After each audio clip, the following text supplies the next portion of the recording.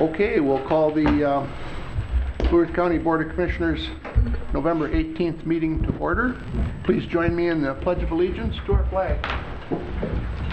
I pledge allegiance to the flag of the United States of America and to the republic for which it stands, one nation, under God, indivisible, with liberty and justice for all.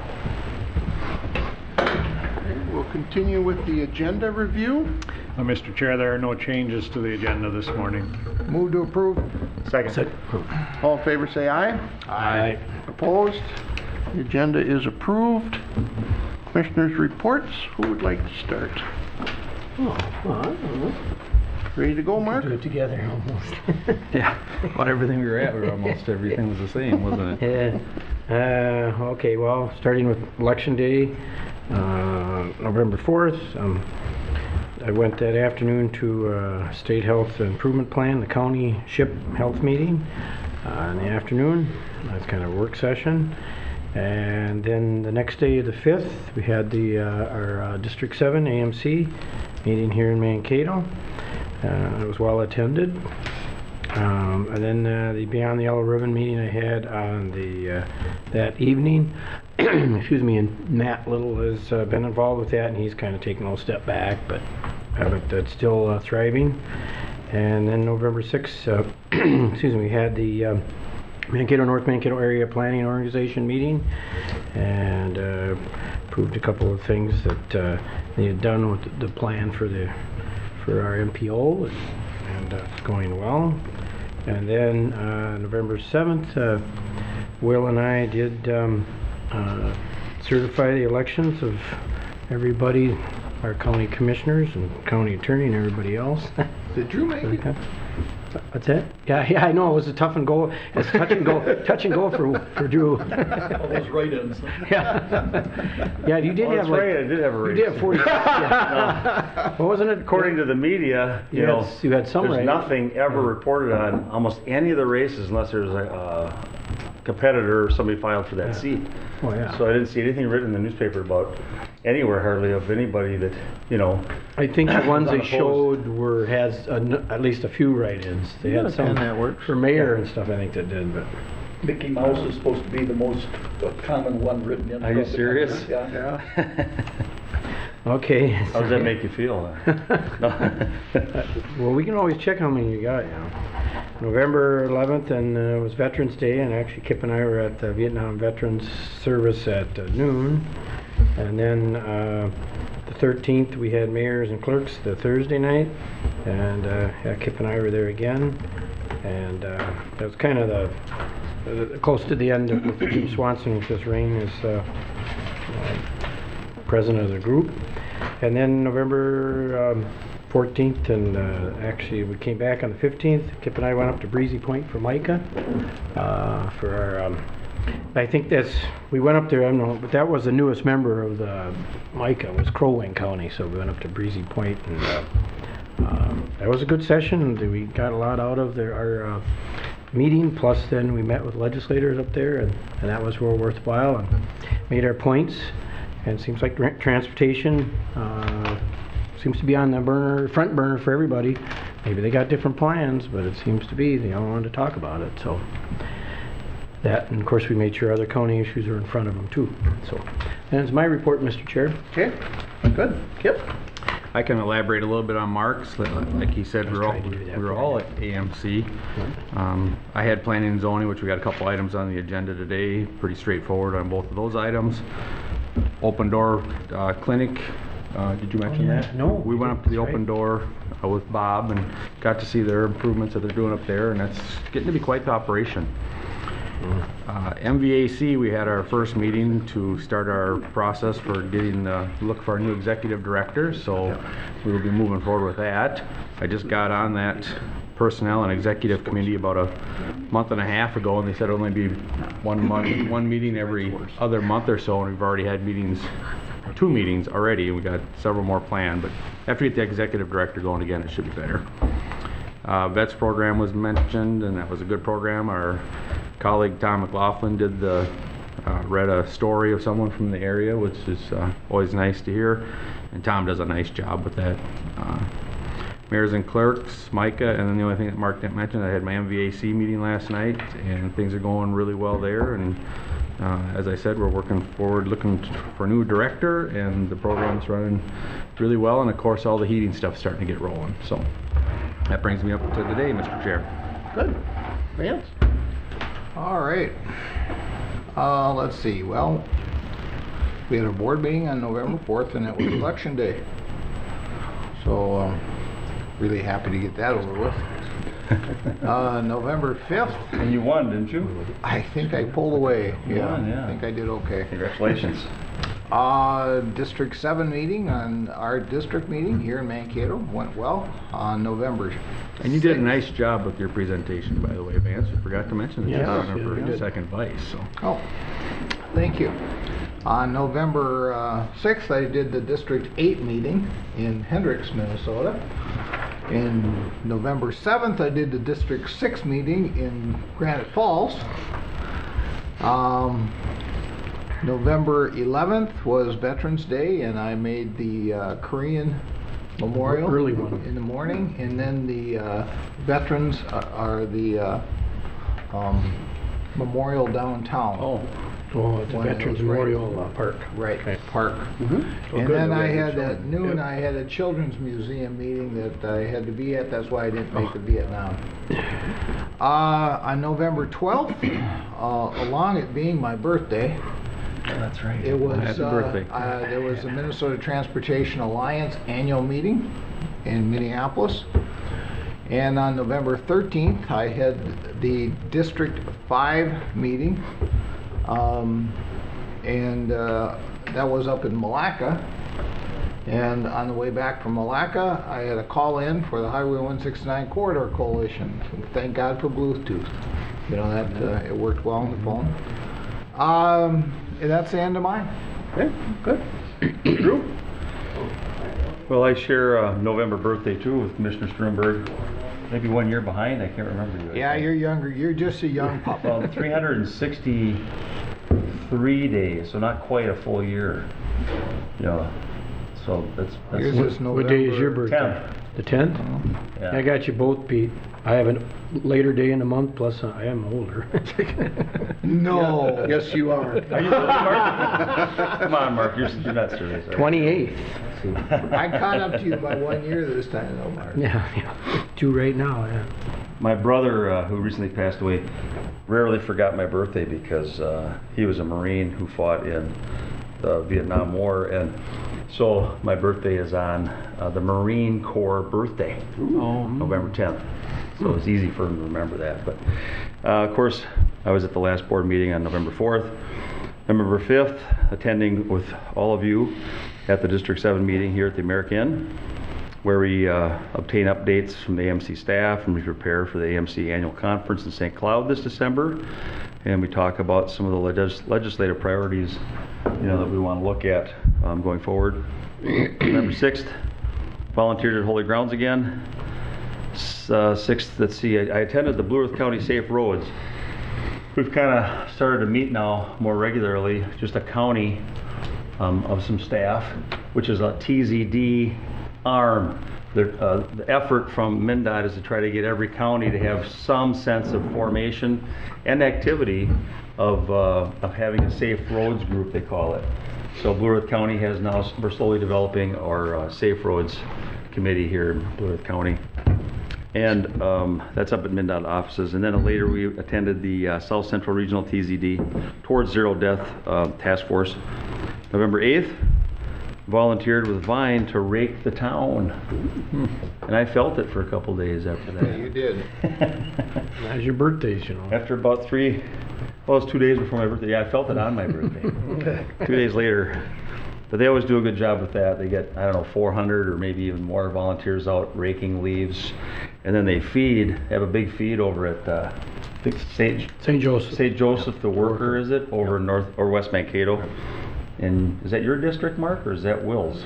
That's Will's now. It might be Will's now, yeah. That's mine. And a lot of people show up for that. And the last few times they put the, what do you call it, the SSTS crew from the jail with me. STS crew. Yeah, they do a good job, so.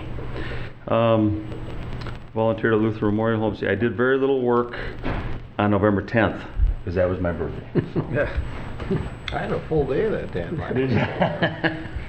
Well, I did do some volunteering, but November 11th, Veterans Day, Thursday through Sunday, then I volunteered in Wilmer with a View to Cristo retreat, so a couple times a year sometimes we do that.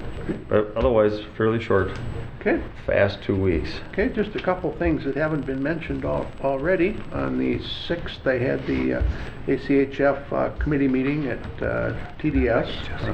We approved more sub-grants to the libraries for programming. Then later on that day, I had the Blue Earth County Library Board meeting, and we talked about some of the improvements we're going to make to the children's wing on the Mankato Library there, and of course the canvassing board on the 7th. And then on the 13th, I was at a ACHF event sponsored by the Blue Earth County Library at the Verizon Wireless Center. We had Scott Walters, who is a forensic geologist, and he has a program on History 2 channel, and he's done extensive research on the Kensington Runestone. So he's a Minnesota person, and he spoke to about 75 people and talked about his program and the things that he's working on. And then yesterday I had a meeting. Well, what was his opinion? Is it authentic or not? He claims it's authentic. Yes, he's very adamant that it's authentic, and he claims that it's like a marking, like a property marker. I thought I'd read someplace there's some writing around the edge, and they didn't know about this particular kind of writing until after it was discovered. So Yeah. he couldn't have forged it, you know. Yeah. He talked about that as one of the things that gives him an opinion that it's authentic. But yeah, he was fascinating. And again, that's was an event that was sponsored by our local library and Nice. through a ACHF grant. Yesterday I met with Craig about some drainage issues, and that brings us up to today. Okay. I think we're right about at 9:15, aren't we? Yes, we are. Yeah. Mike, you want to come on up? Welcome, Mike. Morning, Mike. Good morning. Morning. Mike? Would you prefer us to call you Mike or Michael? You can call me whatever works. Doesn't matter. It's Michael, isn't it, really? It's usually Michael, yes. Yes, but- that's what I but thought. I Mike thought it was works. maybe your mother would call you Michael. Yes, if I get in trouble, it's Michael. Oh, Michael. That's good. Well, gentlemen, I have two items for you today, items 6 and 7 on the agenda. The first one is a tax forfeiture repurchase application that we've received in our office. This property is located at 519 West Pleasant Street in Mankato. The owner at the time of forfeiture was Timothy Feder. As you can see in the memo that's provided in your packet, it is the recommendation from our office that that the board approve the repurchase application, as it would allow the gentleman to stay in the home, and it also puts the property back on the tax rolls instead of having it in the exempt status. The second page of that memo gets into the details of the tax forfeiture process. Remember, the board only acts on those if they can say that it supports the public policy of undoing a hardship or injustice, and that it best serves the public interest. So if you have any questions, I can answer those for you now. Otherwise, I would look for a motion to approve that repurchase. I'll move for repurchase of that tax Second. forfeited. Okay, is there any Property. discussion? So he can now make all the payments and... He's already submitted payment in the form of a check for the total amount that was due for back taxes, plus any of the penalties, interest, and administrative fees that we need to charge for forfeiture. And that check is actually in our safe downstairs waiting for board action on that. So we do have that in hand. Okay. Okay, any other discussion? If not, all in favor say aye. Aye. Opposed? It's carried. All right, thank you. The second item then that I have for you is a formal resolution that I'm looking for the board to make to request reimbursement for the property tax relief that's provided under the disaster provisions in Minnesota state law. As you know from our June events that we had with the flooding and severe storms, the assessor's office went out and reassessed many hundreds of properties based on self-reports that were provided by taxpayers online, and then we also did some GIS mapping to buffer and determine some other areas that we needed to inspect. Over the course of a couple weeks, our assessors, along with some staff, volunteers from Environmental Services, reviewed nearly 1,000 properties, and so now this is the culmination of that work where we can request reimbursement from the state of Minnesota for the disaster credits that we'll be providing on the 2015 tax bills. There is a summary on the second page in that section of your packet. There were 127 properties that rose to the level of damage reimbursement that would qualify for state reimbursement of the damage credits, excuse me. That totals about $2 million worth of property loss that will be credited on their tax bills. There were many other properties that had lesser levels of damage, but those properties unfortunately are not eligible for reimbursement. In addition to the 127 homes that we have listed there, there is also 4 properties that would have either egg buildings or some other non-home structures on them that would receive some reimbursement as well. That gets listed separately. And then, as I said, there are also numerous other commercial buildings that unfortunately did not reach the level of damage destruction to qualify for reimbursement. But we do have 120 some properties that will receive a credit on their 2015 tax bill automatically, provided that the Executive Council at the state of Minnesota approves that. And they meet in early December. So any questions related to that at all? I'll move approval. Second. Okay, discussion? I just got a question or more of a comment. No, it's a question. If you don't call and ask for this, you wouldn't get it, right? So if someone, I mean, this isn't something we try to do, so you have to initiate this process. Yes and no. The way that Blue Earth County handled it this year was we actually worked with Jesse Byron, got some good public outreach going at the time of the damages, and we requested people submit an online damage form saying that they had damaged property. Then what we did was we took those properties and we ended up at about 300 self-reports online, and then we buffered those in our GIS computer system and said anybody within 50 feet of that property was also going to get a knock on the door from our assessors, assuming that if one property was flooded, there's a good chance there was flooding at the neighbors. So yes and no, we did rely on people to self-report, but we did go a step beyond that, and then we did leave them information asking for them to respond. And I think that's appropriate. I was just wondering how we got to this, because it doesn't seem like a very high number for all the activity we had. But then again, you're saying a lot of them didn't meet the threshold too. Absolutely, yeah. Like I said, our staff worked through almost 1,000 properties in a couple weeks with the help of some folks from Environmental Services. It was a great undertaking that they took on, and actually admin helped a little bit too. Jesse went out on a couple of those visits. I wanted to ask you that. Who actually goes out and does the visual? Yeah, so our assessors did that, and we teamed them up. So we took one assessor from our staff as well as one volunteer. So Jesse was a volunteer, and then we had Gene Lundquist, Mark Manderfeld, and Mike Schulte from Environmental Services that partnered with us as well, and so that way we could kind of team through the reviews and get them done more quickly. And then we just documented those changes in our offices and have worked through it. It's been a process that's been ongoing to some extent since June, so it's not an easy process, but it's the right thing to do in terms of the damage. Excuse me, is that all just for like flood damage to in the basement, not anything like erosion or anything like that? The majority of our property damage that we have here would be flood damage. There was some strong straight line winds too that were impacting some of our rural properties that'll qualify for here. Some of the self-reports also indicated some erosion and some other stream and bank issues.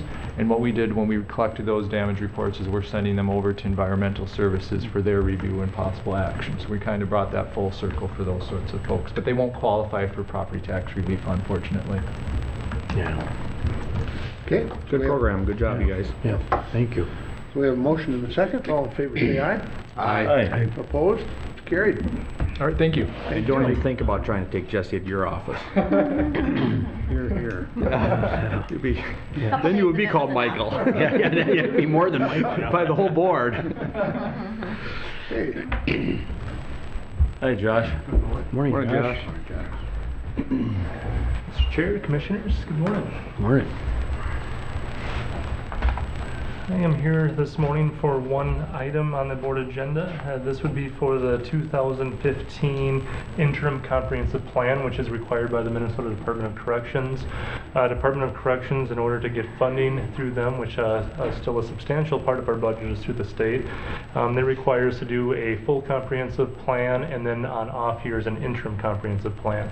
So this is a pretty brief report that just outlines our budget, our salary, and any changes that we would have for our agency. So with that, I would respectfully request that the board approve the interim comprehensive plan for 2015. Move to approve. Second. Okay, any discussion? I just had a few questions, but Josh addressed those in an email, and it just seemed like the plan was so light, but then I understood that it was just an interim, and then just kind of like you're touching base with the state of Minnesota, saying this is where we're at, it's pretty much the same, or here are some changes, and then it shows your dollar, your bottom dollar that you intend to use for your budget, and that was about it. That is correct, and we're hopeful for next year when we do our plan, we'll see a little more state money in this budget as that has continued to dwindle. And I guess while we're talking about that, I'd also like to thank Commissioner People and Commissioner Brunder as they were at the MICA meeting, and they brought up that issue as far as where our funding is with MICA. And this last Friday, we also had a hearing. MACAC was able to testify for the Senate Judiciary about the funding issues that we're currently having. And Senator Sharon is a member, and we had great support from our local senator and from the chair, Chair Latz, regarding the funding issue. And previously, we've gotten really good support from Representative Cornish, who again will be looking to be chair of public safety and possibly judiciary, as they're looking to combine those for this next legislative session. So hopefully we'll have a little better results this next legislative session. Okay, any other discussion? If none, all in favor say aye. Aye. Opposed? Carried. Thank you, Josh. Yeah, thanks, Josh. Thanks, Josh. Okay, take a few minutes to do some administrative stuff. Yes, Mr. Chair, first item is the county board minutes for November 4th of this year. We'll move to approve. Second. Okay, any discussion? If there's no discussion, all in favor say aye. Aye. Opposed? Carried. The bills? I'll move the bills. Second. Okay, discussion? I just had a couple. One, I saw one on there the first week, said Bob Barker Company. Is that for the jail? Something that, Yes. I remember. Beds That's where the or price something? is right. What is that? No, they, The beds, isn't it? supplies. Yeah, they buy it from a special company, don't they? Yeah, Yeah, yeah. that's what I thought.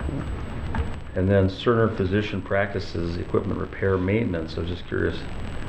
Cerner is a provider of a software system used in human services for billing purposes. So some of their medical billing flows through there. Oh, it does, okay, okay. And then there was two, which I'm assuming are law office. One was of Kenneth White, 27,000 something. Is that dealing with the issue of our budget appeal and that sort of That's thing? correct. And then USIT Wine Garden, accounts payable, 47,000.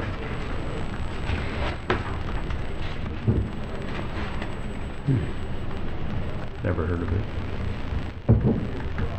Is that still in the first week? Second week, sorry, USIT, the U.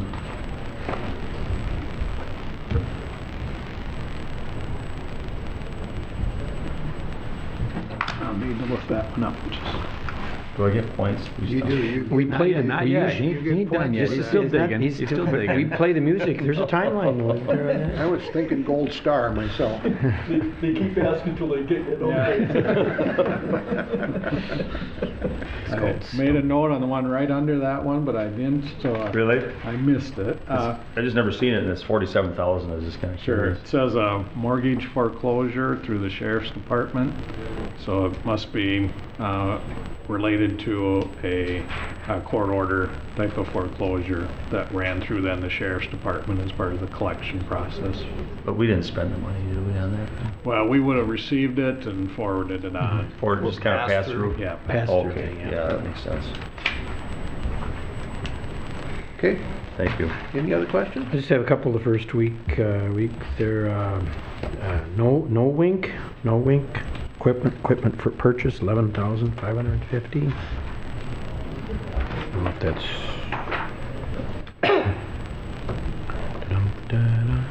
Those were the poll pads and training, part of the election process where we use those Oh, okay. poll pads.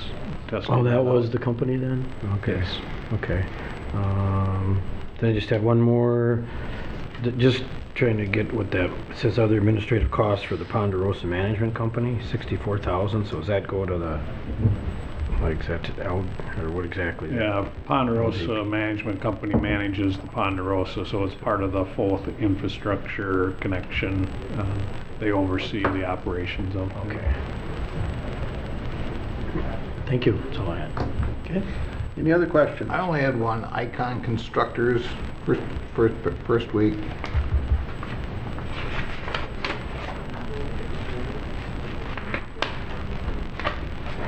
It's not a construction company I'm used to. That's the County Road 14 bridge project.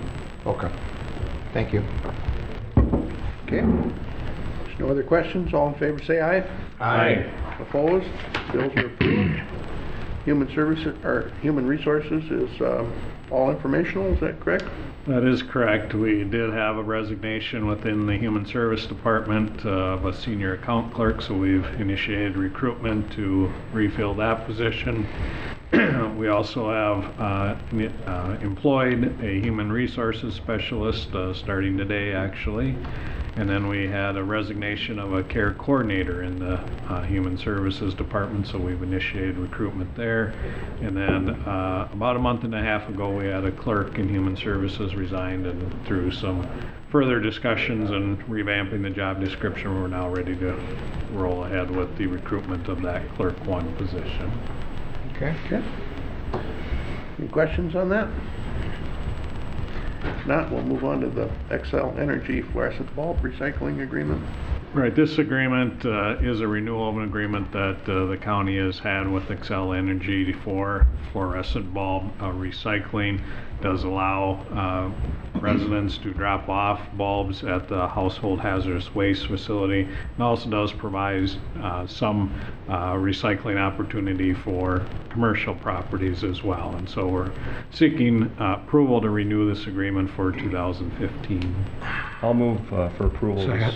Second. Okay, any discussion? It's a good program, Yeah. and we've had it for years, and I'm not sure how long we've had this particular About 20 company. years. Yeah, Yeah. I remember it being advertised even in the paper way back, and it encourages people to recycle because there are Yeah. contaminants inside the light bulbs, and That's correct. A lot of businesses will do it, and we do it, and Yeah. it helps a lot. Okay, if there's no other discussion, all in favor say aye. Aye. Opposed? It's carried. Want to take a look at the financial status report, or do you want to move into? Why don't we complete that, and Okay. then we can move into planning and zoning. Very quickly, the financial status report for end of October shows total revenues of a little over 56 million.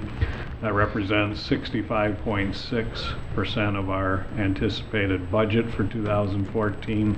We're still waiting for the second half settlement of taxes, which will change, obviously, that total revenue number and percentage quite substantially in November. So other than that, you know, the revenues seem to be coming in pretty much as expected. On the expenditure side of things, we're sitting at $65.5 million of expenditures, which represent 76.3% of our budget. Again, this is a little closer to our target budget, but still below the target, as the summer construction season is now winding up. We're seeing our contracts and fees line come more in line with our budget. The personal service and public aid assistance lines are very close to our targeted budget. We'll have some year-end expenditures that are typical, and so I view this as right on track in terms of our overall expenditures. I will remind the board that we did plan to use just under $5 million from fund balance, so when we get to the end of the year, I don't expect that we'll show a positive or break-even point, because we did plan to have that deficit, but I'm at this point anticipating it'll be less than that $5 million figure. The second page just shows our cash balances.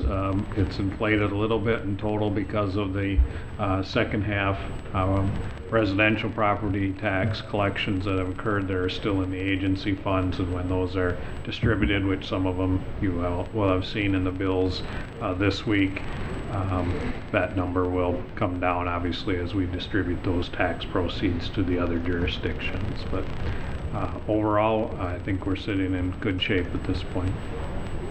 looks like the investment side was pretty good. Yeah, you know, the market values have been a little better. Our actual interest earnings are basically right on budget, which are substantially reduced from the past, but overall I'm comfortable with the way this year has played out in that regard. Very good. Any other questions? Great. Thank you, Bob. Okay, I think we're right on time for the planning and zoning. Welcome. Morning. Morning, gentlemen. How are you? Good morning. Go ahead. Thank you, Mr. Chairman. PC 19-14 is a request from the John W. Romness Revocable Trust. It is a request for an ordinance amendment to amend the official zoning map of Blue Earth County by rezoning approximately 3.1 acres in the northeast quarter of the southeast quarter of the northwest quarter of Section 5, McPherson Township, from agricultural district to light industrial district. Mr. Leary presented the staff report. The applicant was present and had no comment. There was no public comment. There was some discussion regarding the wastewater treatment options for the complex. The applicant is looking at the possibility of purchasing some land immediately to the west for future wastewater treatment needs. The Commission also acknowledged the fire suppression system, which includes a 65,000-gallon water tank. There was no further discussion.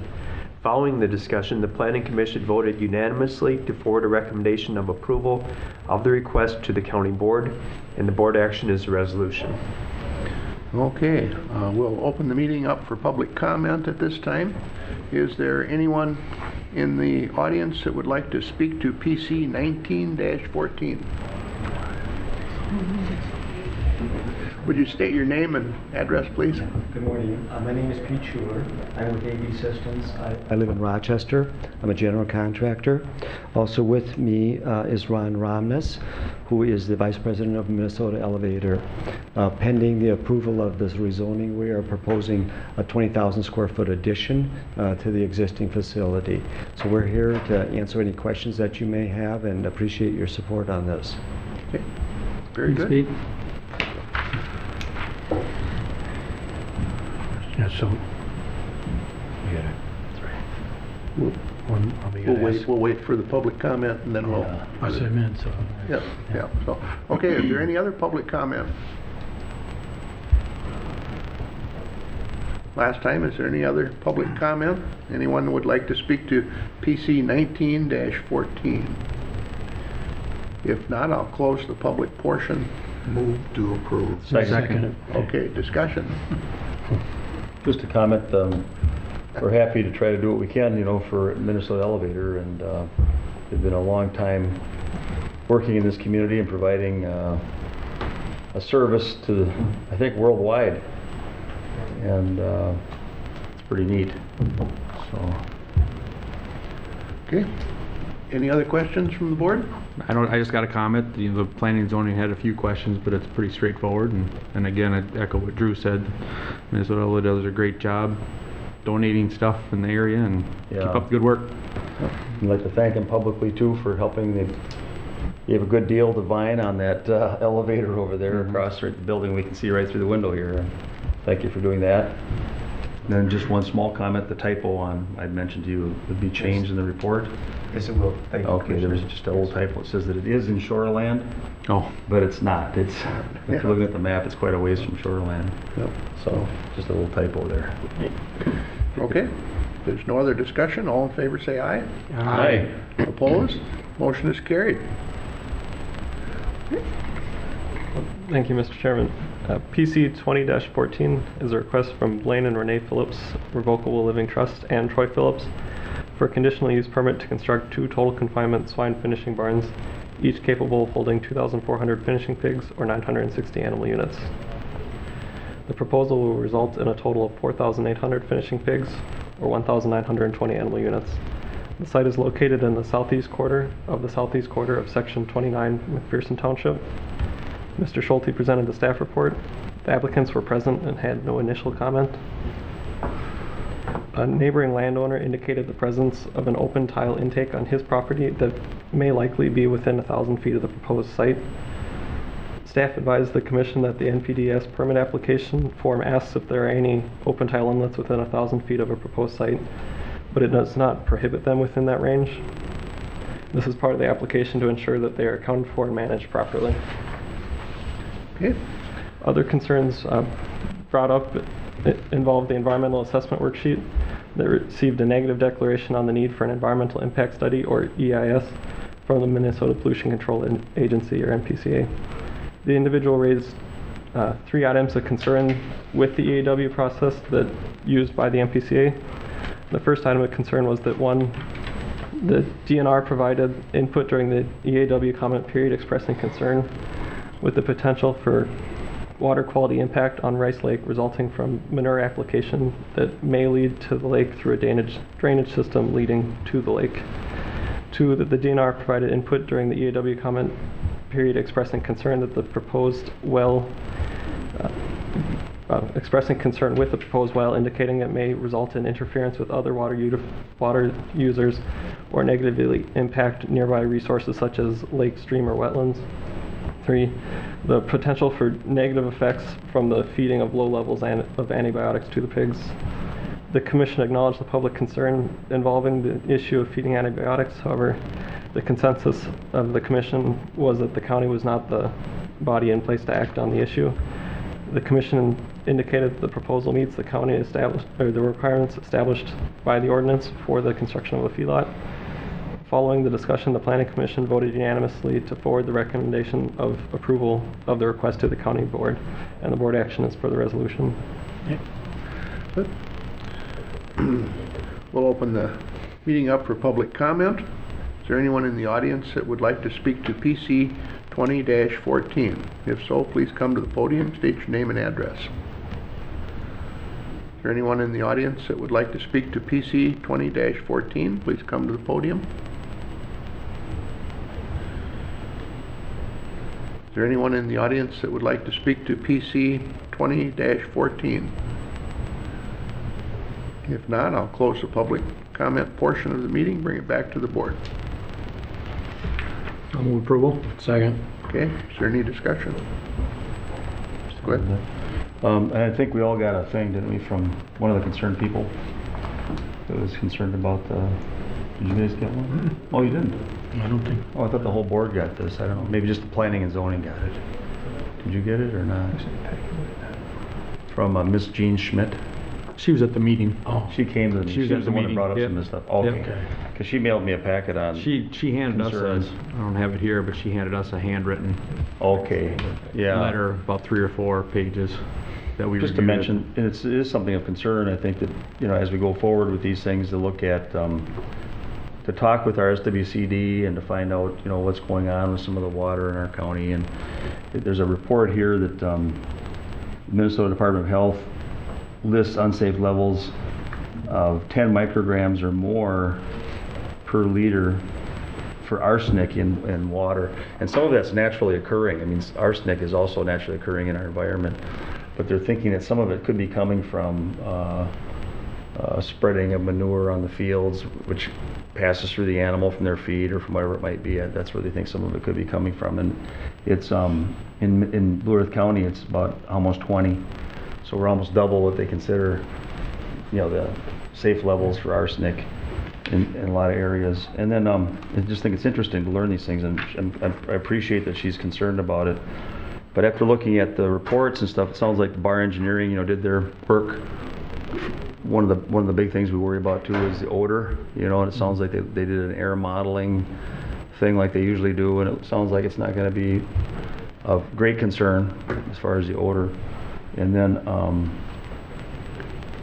the one concern that I had, the only concern that I have really is, you know, in some of our policies and procedures for ordinances and how we move forward, because I know that they've got the preliminary, and I wrote a note to you guys last night, but it was kind of late, about the DNR has to give a water appropriations permit to anybody that's going to have like the use of groundwater, and if they drill a well somewhere, and if it gets over so many gallons, like in this case, I'm not sure how many millions of gallons they're going to use a year, but it will be, I'm sure, at least 200-300 3 million, I don't know. What do you think? If I remember correctly, it was about 5.2 million per year. 5.2 million gallons a year. And so then they're required to fill out they did a preliminary application to the DNR. And so they come out and take a look. Then you shared some of those concerns that, you know, that could, if there's a low water year or something, it could impact area wells nearby, or it could impact streams or small wetlands or things like that. Did you discuss that at all? I mean, did you guys talk about that at all? Yeah, it was brought up, and it was an issue they brought up, but that's, yeah, it's something we don't, you know, they all use about the same, so it's, yeah, no, I know. It's just one of those things that we probably need to start taking better awareness of. So a piece of that that I think we need to look at, maybe we need to hand it back to the planning and zoning, is that we get all this paperwork together, we get it all done, the board acts on it, they go ahead with building their buildings, but what would happen if they built everything, they're getting ready to put the animals in there, but they don't have a water appropriations permit in hand? Should it say in there anywhere that, you know, the actual construction shouldn't begin until they get the water appropriations permit approved? I guess, Commissioner and Mr. Chairman, if I could direct the question to Mike Schulte, our feedlot officer, who's researched this. Okay. I did talk with our in-house well person, Tim Grant, and Dan Girolamo with the Minnesota Department of Natural Resources. And this proposal did receive that preliminary approval to construct the well from the DNR. And during that, they do the assessment of features in the area that have the potential for being impacted, just seeing what's in the area and what exists. And from that, they've got the approval to construct the well, so they could go ahead with that. And then once that well is constructed, they would then submit the well log to the Department of Natural Resources, and then would be issued that permit if there were no negative impacts. It's just kind of it's a funny procedure. Yeah, it just seems a little bit odd. The order is maybe a little odd, but it's kind of how that process works. In talking with Dan Girolamo, he said the odds of that appropriations permit not being issued would be slim. It would be. Oh, okay. I didn't know that. It's more of a accounting for water use in the aquifer than a actual permit to approve, if that makes sense. I just know they've changed the policies over the last, 6-8 years on this, because the DNR is becoming more concerned about groundwater and how we use it, and I know that they've increased the requirements a little bit for this, and so I didn't know, it just seemed backwards to me that it wasn't incorporated. That you'd hate to set somebody up for a problem, they spend, $1 million on something, and then all of a sudden find out they can't use their well over 1 million gallons or something, or I don't know. I mean, I know we were working off of history, but things are changing, I feel, and that we need to maybe look at reasons for it. So, because if they don't have to actually give permit out to use the water, then why is it done? I mean, why do they have that kind of authority, or why are they handed that? If it isn't a permit you have to get every year to use the water.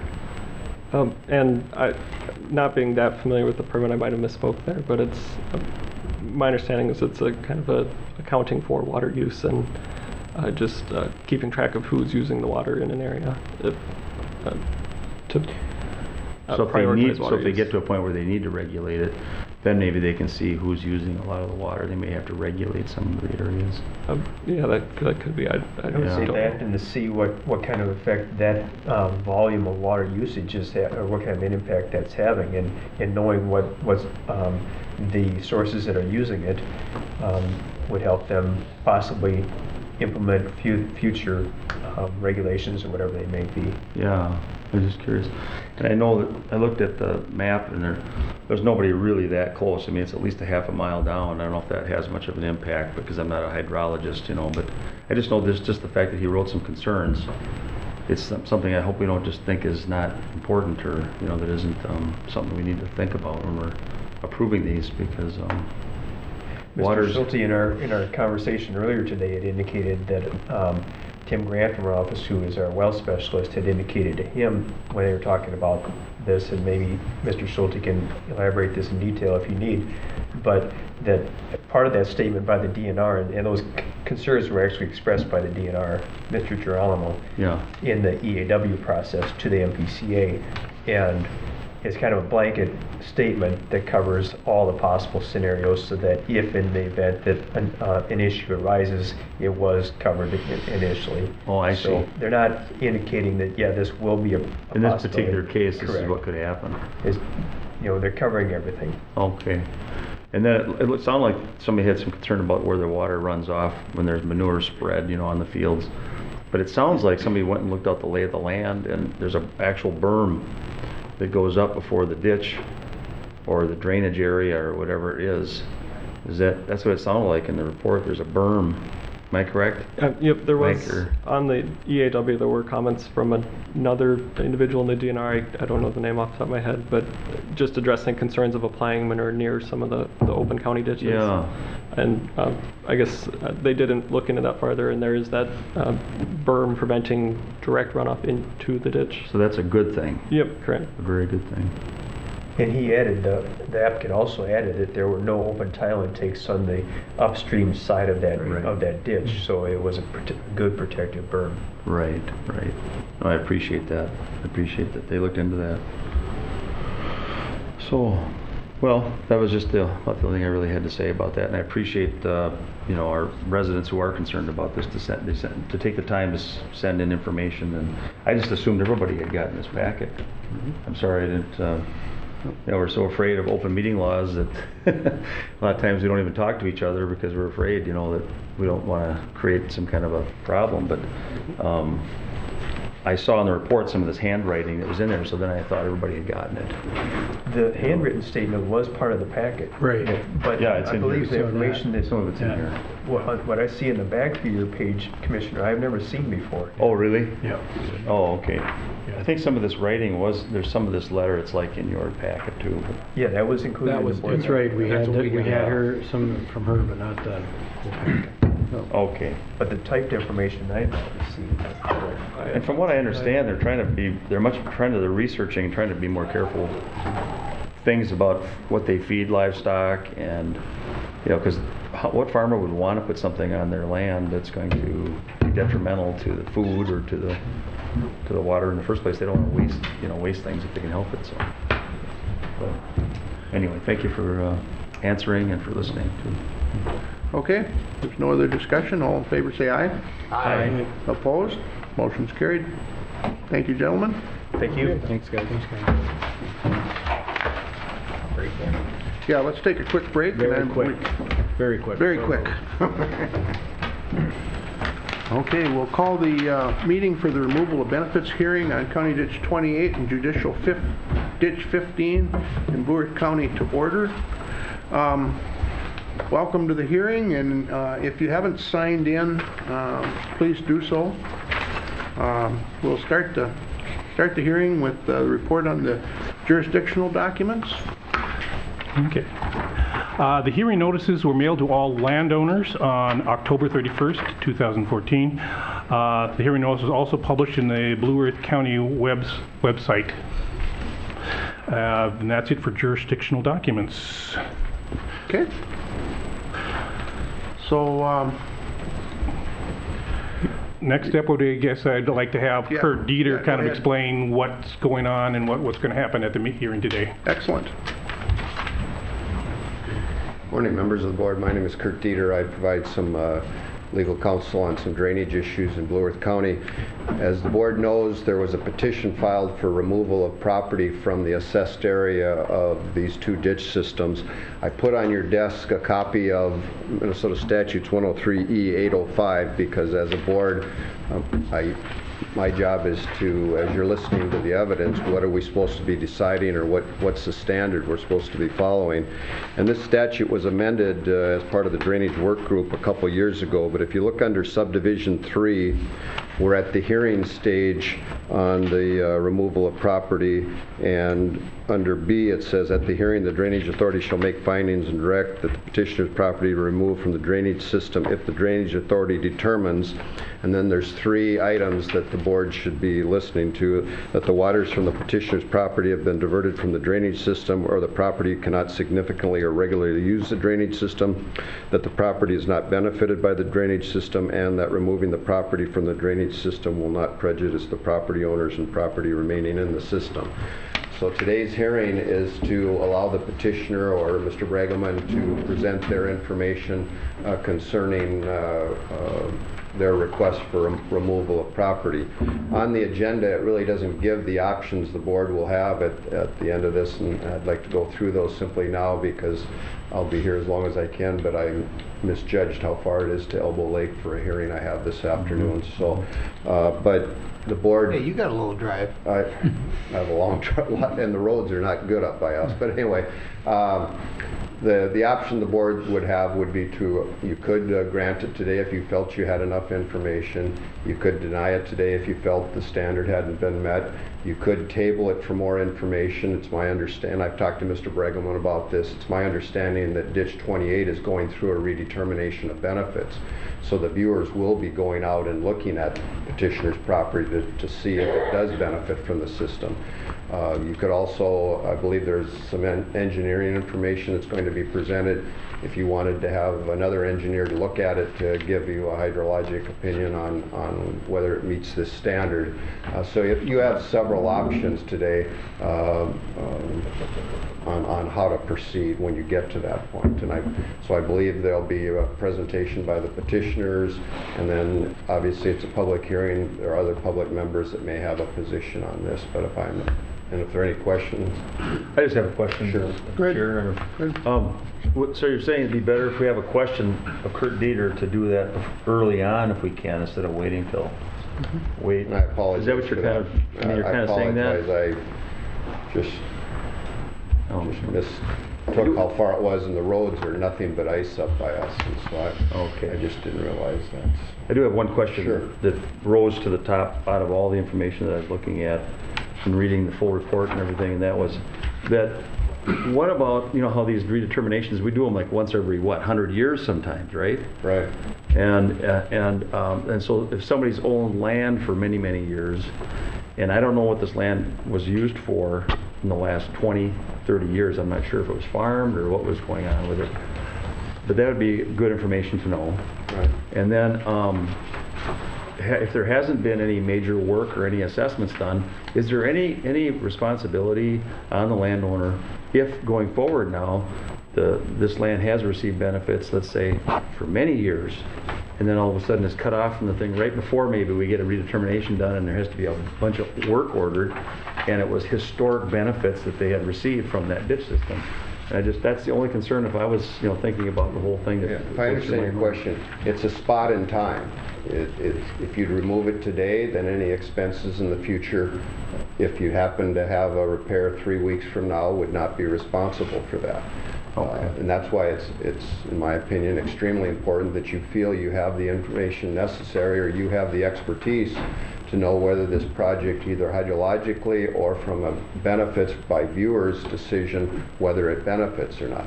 Because I believe this, a little unfair to Mr. Bregelman, but I believe this project's in a program, so what you do on this particular one, there's lots of land in programs, and I think that's Mr. Austinson. He's not taking a position one way or the other. He just wants to make sure that whatever your decision is can be backed up, so as you may see more of these in the future, that you have a basis for either approving it or denying it, whichever one you want to do. And that's why one of your possibilities that I've talked to Mr. Bregelman to make sure you have all the information is to see what the viewers come back with, whether they believe this land benefits or not. But again, the petitioners have the right to make their position today, whatever they'd like to see happens. As do the other landowners to comment on what they think the situation should be. But as Drainage Authority,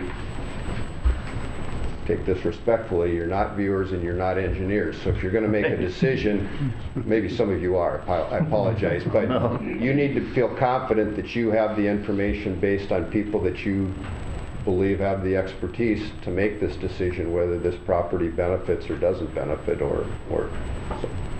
And so, if I understand you correctly, you're saying that if this property has been gaining benefits over 20, 40, 50 years, and if there hasn't been a lot of work done, or there has been, it doesn't really matter. Doesn't really. It's just now, from now on, he'd be set free and right, responsible for any cost before this day and not responsible for costs after. Okay.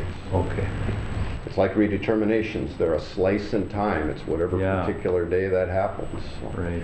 But again, you're the decision maker. I just want, this is an issue that's coming up all over the state, so you have to have a sound reason, whichever way you decide, and this particular ditch happens to be going through a redetermination, so you're going to have viewers coming in and indicating, and they get to meet with the landowners, and I'm sure this position will be explained to the viewers. And that was the second question that went through my mind, is what happens if we just take it off the system, and then 5 years from now, both of those systems are redetermined, and the viewer says, well, this land is obtaining some benefit because every... Right, it's a spot in time. If you took it off today and you did a redetermination 5 years from now, and they believed it didn't meet that... So then it could go back on, is what you're saying? It could. And get some benefit. When is the redetermination supposed to take place? I think 28's been ordered. Yes. So I don't know where they are in the process. The viewers were trying to make it out last weekend. I don't know with the weather if they made it out last weekend or not. So again, give me a time frame. If they can get everything done this fall, they would actually later on, probably February or March, we'd actually have the final hearing. That's assuming they can get the work done this fall. February, March of 2015. Yes. Thank you. Very good. Thank you, Kurt. Thanks, Kurt.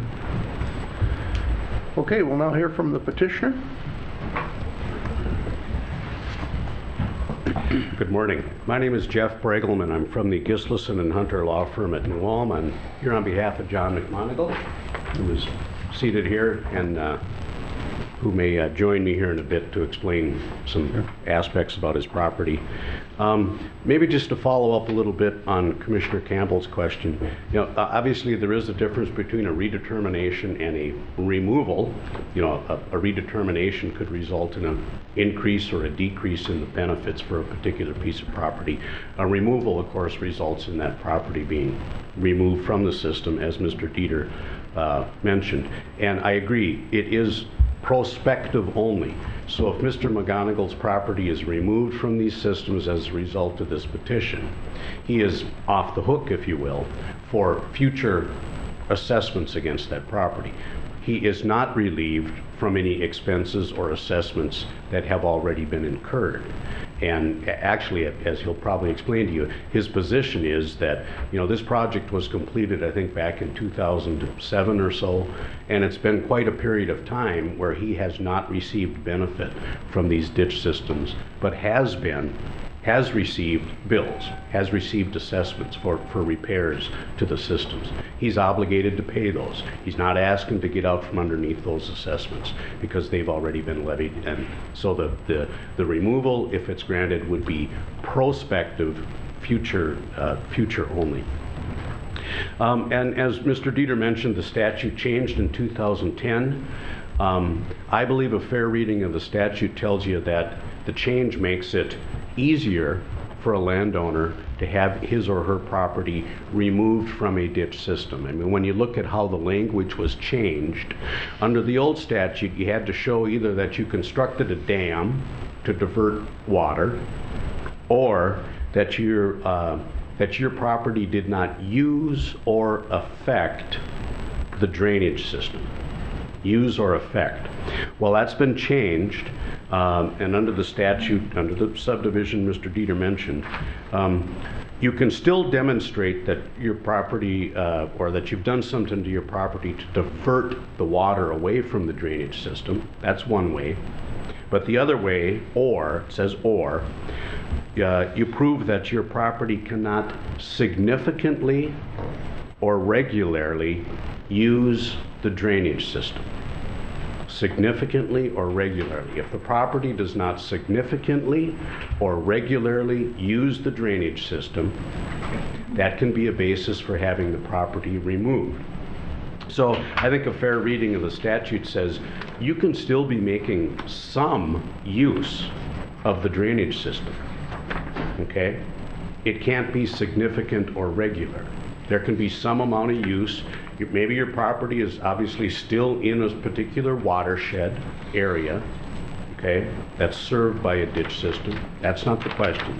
The question is, does the property significantly or regularly use the drainage system? And in a minute here, we're just going to kind of recap for you what John did on his property and why he feels this property does not significantly or regularly use either of these drainage systems. And then the other two factors, of course, is that the property is not benefited and that there's no prejudice to the remaining landowners. As to that last factor, I mean, obviously there are still other benefits established in this ditch system for other properties. They would remain, they're being redetermined. There'll be sufficient benefits to carry out future repairs and maintenance so that the removal of Mr. McGonigle's property would not prejudice those efforts. I know that in your packet you received a letter and the petition that I had previously submitted. I brought along a few handouts today, and you should have those. There were 3 items. There's this copy, which is actually a portion of this engineer plan. And John, can you come up here and give me a hand with this? Let me hold this and I'll point out a few things.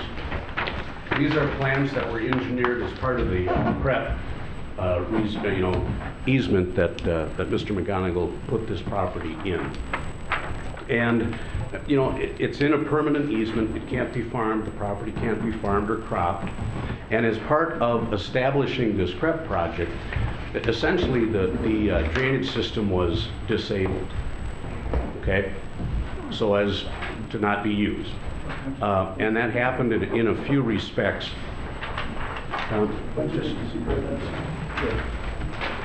If you look, you can still hold that up. If you look up kind of towards the top of the map that you've got there, you see where County Ditch 28, the main tile comes in from the north, and then how there was a branch 9 that went down into John's property. Well, that branch 9 got rerouted away from Mr. McGonigle's property over to the west. Okay? And then you'll see 2 details here, 2 areas where that branch 9 was blocked. Okay? And it's shown in this detail on the second page how they do that. And it's also talked about in these construction specs that I included in the handout. These were part of the construction requirements provided by the engineer. And basically what they did is in 2 areas they removed 50 feet of tile and they blocked it. Cemented it shut, I believe is what they did. 50 feet of tile, 2 sections of 50 feet each, and plugged the tile so it couldn't receive water or discharge water. So branch 9 on John's property was essentially disabled and rerouted over to the neighbor's property. I see branch 8. Where's branch 9? I'm just trying. Okay, sorry, I'm having a hard time. On the west. This is branch 9. Okay, I see it now. Right where the basin, where it goes down into the basin. It used to head down into basin 1, got disconnected, broken up, and then relocated. Okay. There is also a branch 8. It's up towards the top of the map. It heads over to the east. That branch 8 goes over onto Gene McGonigle's property, John's dad, to drain that property, to serve that property. There is a tile inlet on the property line between John and Gene, but there are no intakes or inlets on John's property, on the Krepp property. Okay. The other thing we see is that as part of this project, 4 dikes were constructed. You got to kind of search the map a little bit, but you see a dike 1 here, dike 2 over here,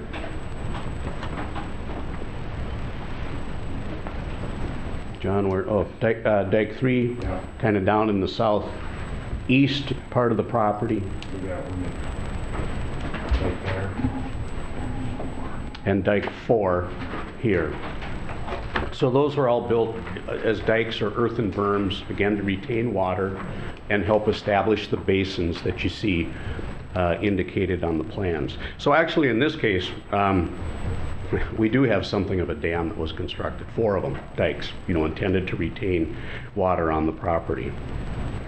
And then as for the other ditch system, JD 15, if you look way down in the lower right-hand corner of the copy that you have there, my understanding is that that's where JD 15 comes up from the south.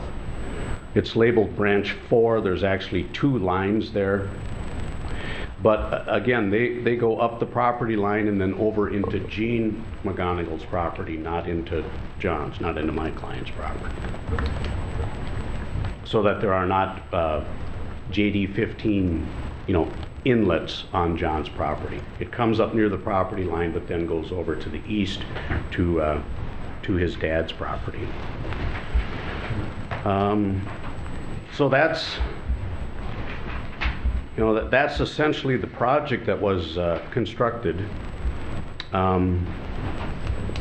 We don't have a drainage system that drains this crepe ground anymore. I mean, that was part of the requirement, or the specific to the design for the installation of these facilities, that they retain water and not, disperse water.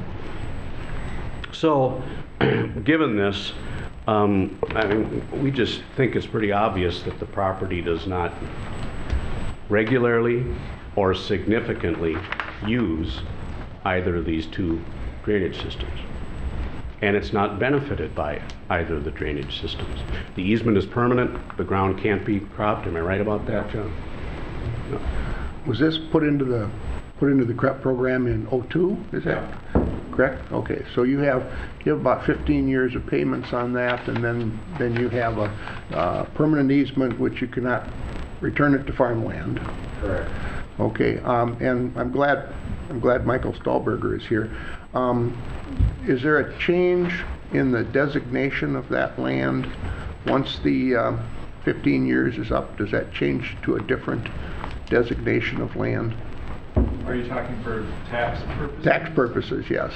All right, so yeah, once it comes out of the CREP program, out of a program, then we have to look at how the land is actually being used. Likely that won't be agricultural anymore, obviously, for the provisions of the program, so then we would reclassify that property, correct? Okay, but it remains agricultural land until the As long as it was agricultural prior to enrollment in the program. Yeah. Okay, okay. And it's my understanding that you will receive no payments after that 15 years is up. Yeah. Okay. Now, there's been some talk that you may do some additional development on this land, working with NRCS. Is that something that's in the works? Or? Not right now. It's been mentioned, but okay, so no plans or nothing yet. Okay. And did you? We reduced the benefits at one point on this. Is that correct? Yeah. Okay. Okay. So, kind of go back to the opening question. Even with that reduction, John, you did some math before we came in. Yeah, like your JD 15, the last 5 years I've been taxed about 3,200 on drainage, on repairs. I'm not gonna get that back off that ground. Sure, sure. It's a concern. Yeah.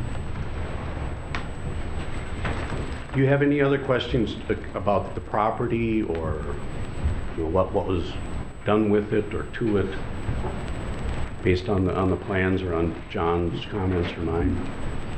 I mean, he's obviously familiar with the property, and we don't. I mean, how many acres is it? I'm just curious about. About 200. About 200 acres. Okay. Go ahead, Kurt.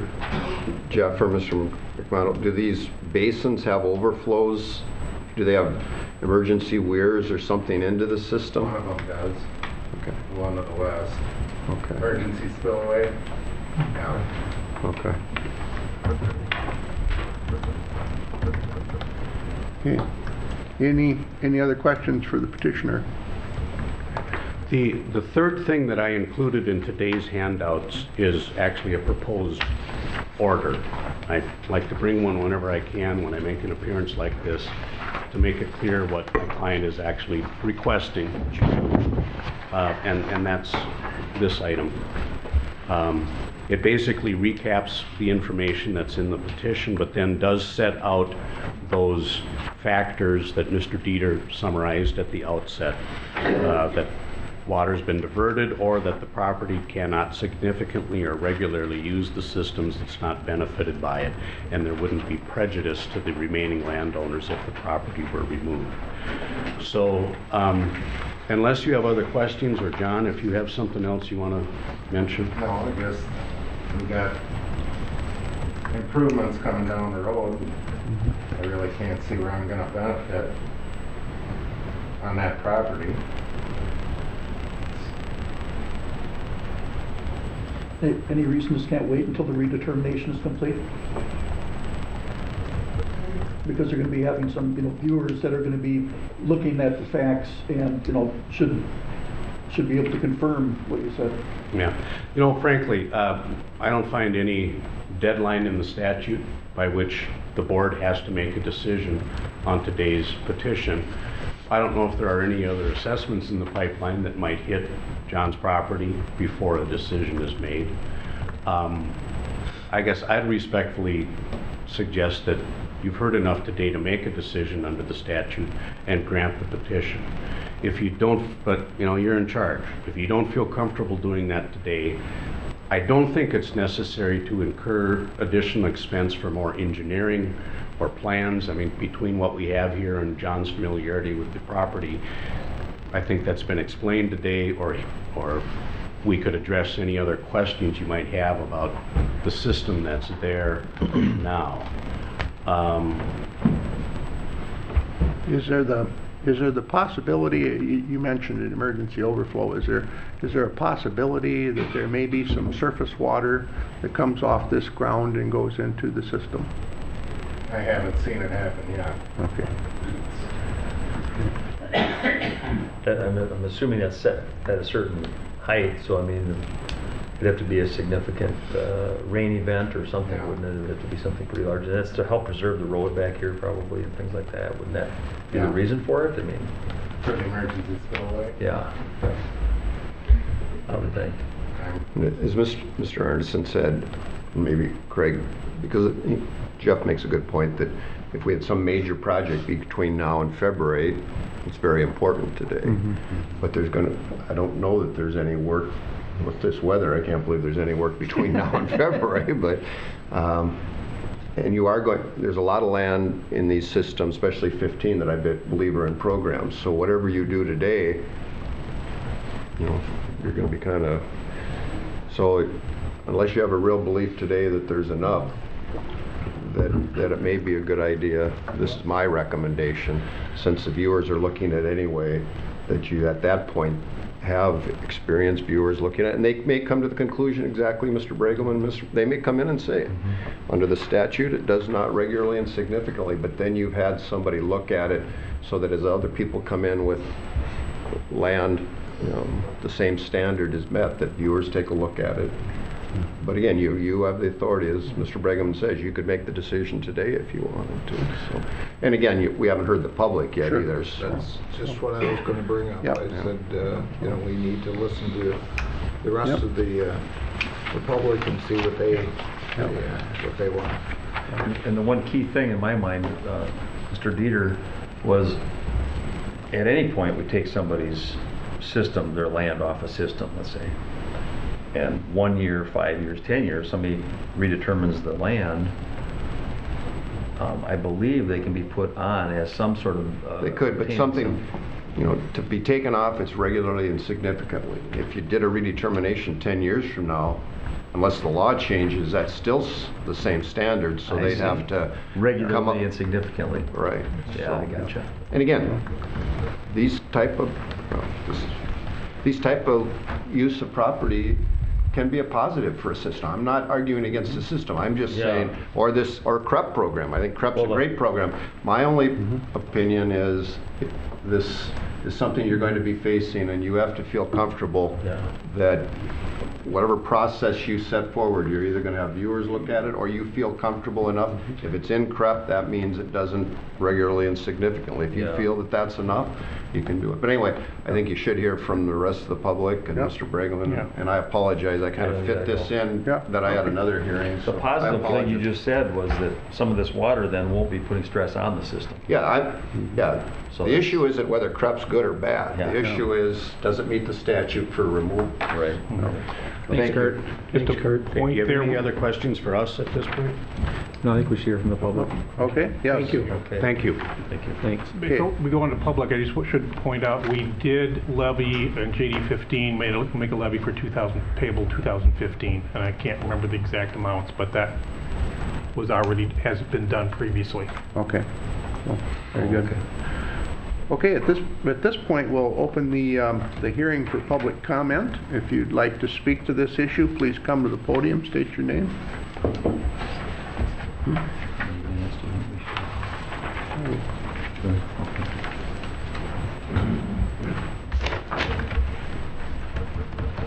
I'm Dwayne Bergerman, and I own the 80 just to the northwest of this property.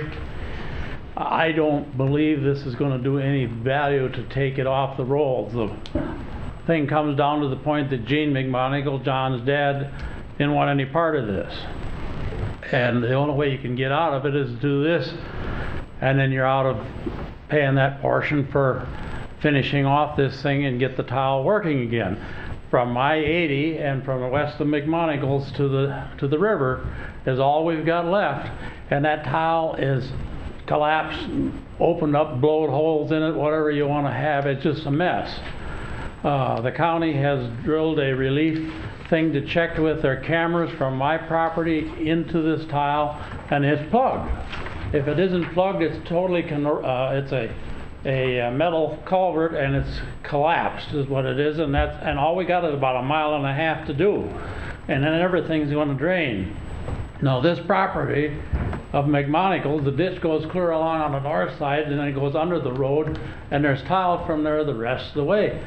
I don't see why they'd want to get out of there. He can gain a lot of land that's not farmable now. It's only good for pheasants and water standing on it right now, but as soon as this thing goes, the tile's right there under the ground. All it has to do is get fixed, and it's going to draw the water to the river.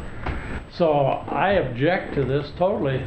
And if we ever can find these viewers to get out there, we've been waiting for over a year for a viewer, and that hasn't happened. I don't know if they're breeding them someplace or what, and they're going to teach them or what's happening, but we got to get this thing growing. In the meantime, we're standing there with our thumbs in our pockets. We're losing our own tile that we have now because they're filling in with silt. There's no place for this water to go. Get the outlet opened up and this tile working, and the problem's over. So that's my view on it, and we lost 14 acres of corn last year through that test hole that they drilled in. We got a tile there, and what little water does get in, it just relieves. It comes over to the north side on my 80 and fills in.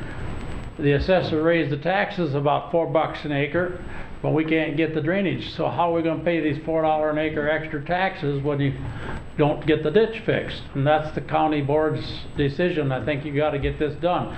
The same thing happens across on the south side. It just builds as you go towards the south. And in order for that to happen, the board's going to have to act on it and do something now, not just beat on this thing. We've been screwing around with this for 3 years already, and we ain't got any place. So that's all I have to say. Thank you, Dwayne. Thank you. Appreciate your comments. Anyone else like to speak to this?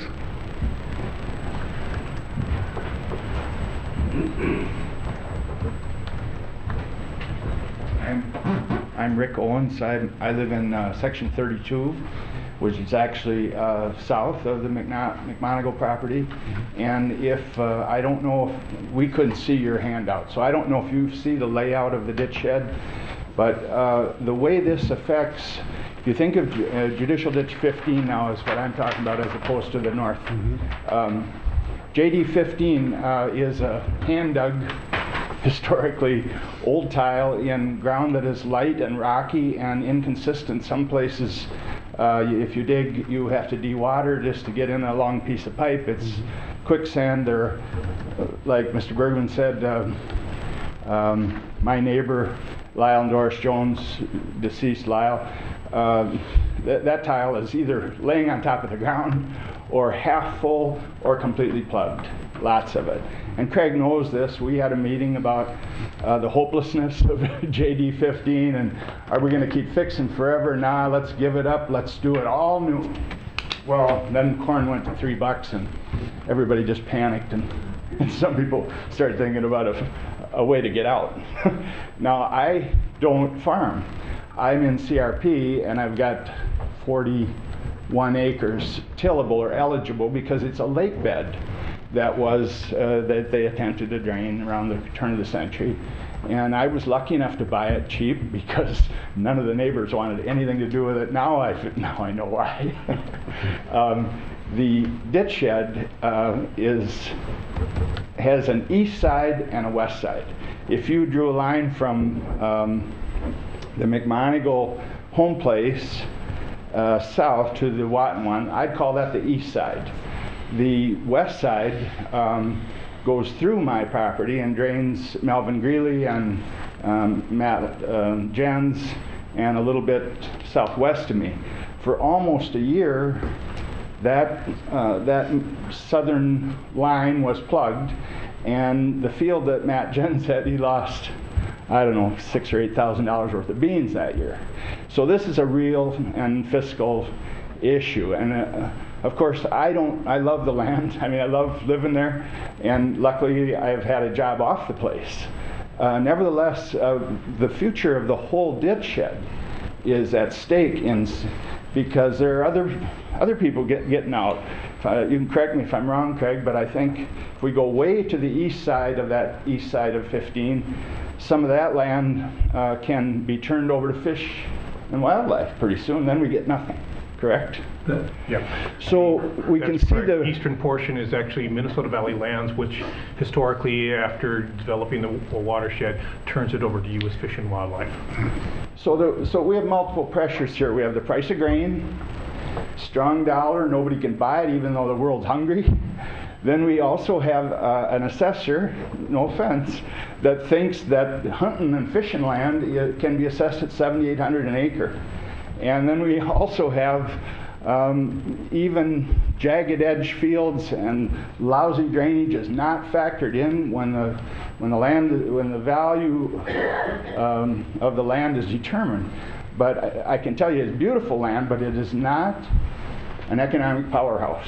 It probably will be the death knell. I don't know what's going to happen to this ditch shed, but it's good we're getting some attention paid to it, and for that I'm grateful for everybody here and even for the request to get out. I can't get out because I've got to keep that pipe running through my property because it serves the land on the west side, and it can't get through. It has to go south to the Watton one. So thank you for listening. Thanks for your comments. Thank you. I'm Mike Matthews. I own a little land out there, and the gentleman here just said that I wanted to clarify it. Did you say he's not going to benefit by either ditch system? That he does not currently. Right. Correct. I'm just going to how he's going to benefit from it by going into ditch 15. He doesn't benefit from either ditch system. Well, that's where he wants to get into ditch 15. No, he wants to get out No, of 15. he wants to get out of ditch 28. No, the petition covers both, 28 and 15. That's what I wanted to find out.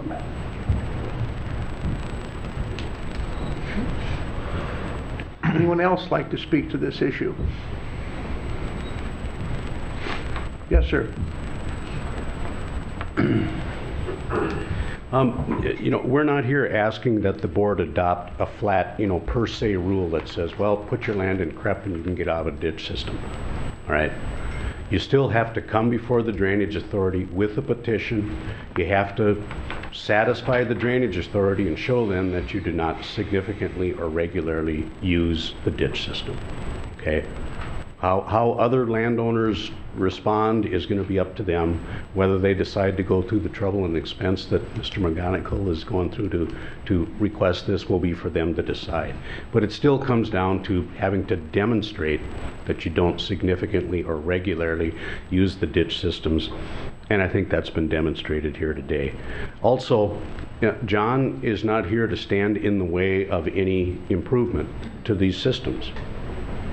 I mean, those landowners are still free to petition for improvements. And, you know, in fact, if some improvement were made down the road that was done in a fashion that actually then conferred some benefit on John McGonigal's property, that would be a way he'd get added back into that ditch system. So, but, I mean, understandably, neighbors or other landowners have concerns about the condition of the systems. They want it repaired, they want it improved. We're not in the way we're not here to stand in the way of that. They still have the right to do that. It's just that when a landowner can demonstrate that they don't significantly or regularly use a ditch system and they're not benefited from it or by it, then it's not fair to them to have to pay for that system that they're not significantly or regularly using. What was that third area without prejudice to the neighbors or people in the nearby area? Does that Right. does that include that? I mean, in my mind, I'm trying to think this through. Does this have a negative impact on a neighbor by having these plugged up tiles in the area? Or is it more of a positive impact, you know, because it's not straining the system? That's the question that I think on that factor, you're looking at, you know, not just the neighborhood, but the system, you know, a defined ditch system.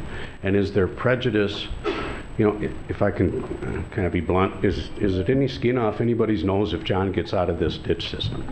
Is there any prejudice or harm to the people still in the system? Mm-hmm. Okay? The system is still operating, maybe not the way they want, maybe not the way it will after it's improved, but there's no prejudice to the operation of the system by having these properties removed from it. Currently, the pipe still passes through John's property. He's not connected to it, he's not using it, but it's there to serve the rest of the system. And although I can't, you know, stand here and quantify it for you in you know, rain events or that sort of thing, it just, to me, stands to common sense that if you take 200 acres of property and put it in CREP and do the sorts of things that John did with the dikes and the retention ponds, okay, that not only does not prejudice the other landowners, it benefits them by taking 200 acres out of the system that doesn't use that system, doesn't contribute water to it, doesn't cause the need for, you know, increased repairs and wear and tear and that sort of thing. So I think that's another way that factor comes into play. Mm-hmm. Mm-hmm. Thank you. Okay, are there any other comments? Anyone else like to speak to I this? think you can all hear me from here, no problem. I kind of object to Hunter's view of it. Yeah, I can see his standpoint there, but it's because this tile is plugged, that's why he isn't getting any benefit. And when we got a ditch that can handle 20 feet of water coming up to a road and you got a 36-inch tile down below, what do you expect's going to happen? And when it collapses and plugs itself, I mean, nobody is getting any benefit out of it whatsoever. And that's why we need this. What was it, 3-4 years ago, Mr. Schreier presented he wanted to have the ditch cleaned over up on the north end. Well, all of us were in favor of, we'll clean it if you get an outlet. You can't clean the ditch and have no outlet. And that's where the problem is, whether it's in CREP or what kind of program he goes in. I seen this happen 30, 40 years ago in Vernon Center on ditch 78. We had a fellow that didn't want to get in on putting the new ditch in. He didn't want to spare that expense. He got out of it. Well, 30 years later, they sell the property and now it's all tiled in. And I don't know if McMonigles have any tile over there towards the east that comes to the west. I don't know that. But that west side alone, I would judge is at least 30, 40 acres in there that could get some benefit if this thing was opened up and squared away. And why would you want to get out of it? Last fall, when Connie Miller had her land up for sale, it's a quarter right to the south of me. I think they were asking $6,000, $7,000 an acre, and they didn't get their money for it. Everybody else is selling them for $10,000. So tell me, I don't understand this program.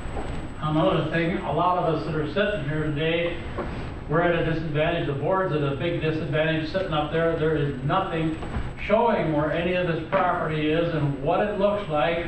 There is no, you have no view. Nobody can comprehend it. I've been there for years, and I have to stop to listen to how they're talking about how it is. It sounds, this ditch, you don't realize, this big ditch coming in from the north drains everything.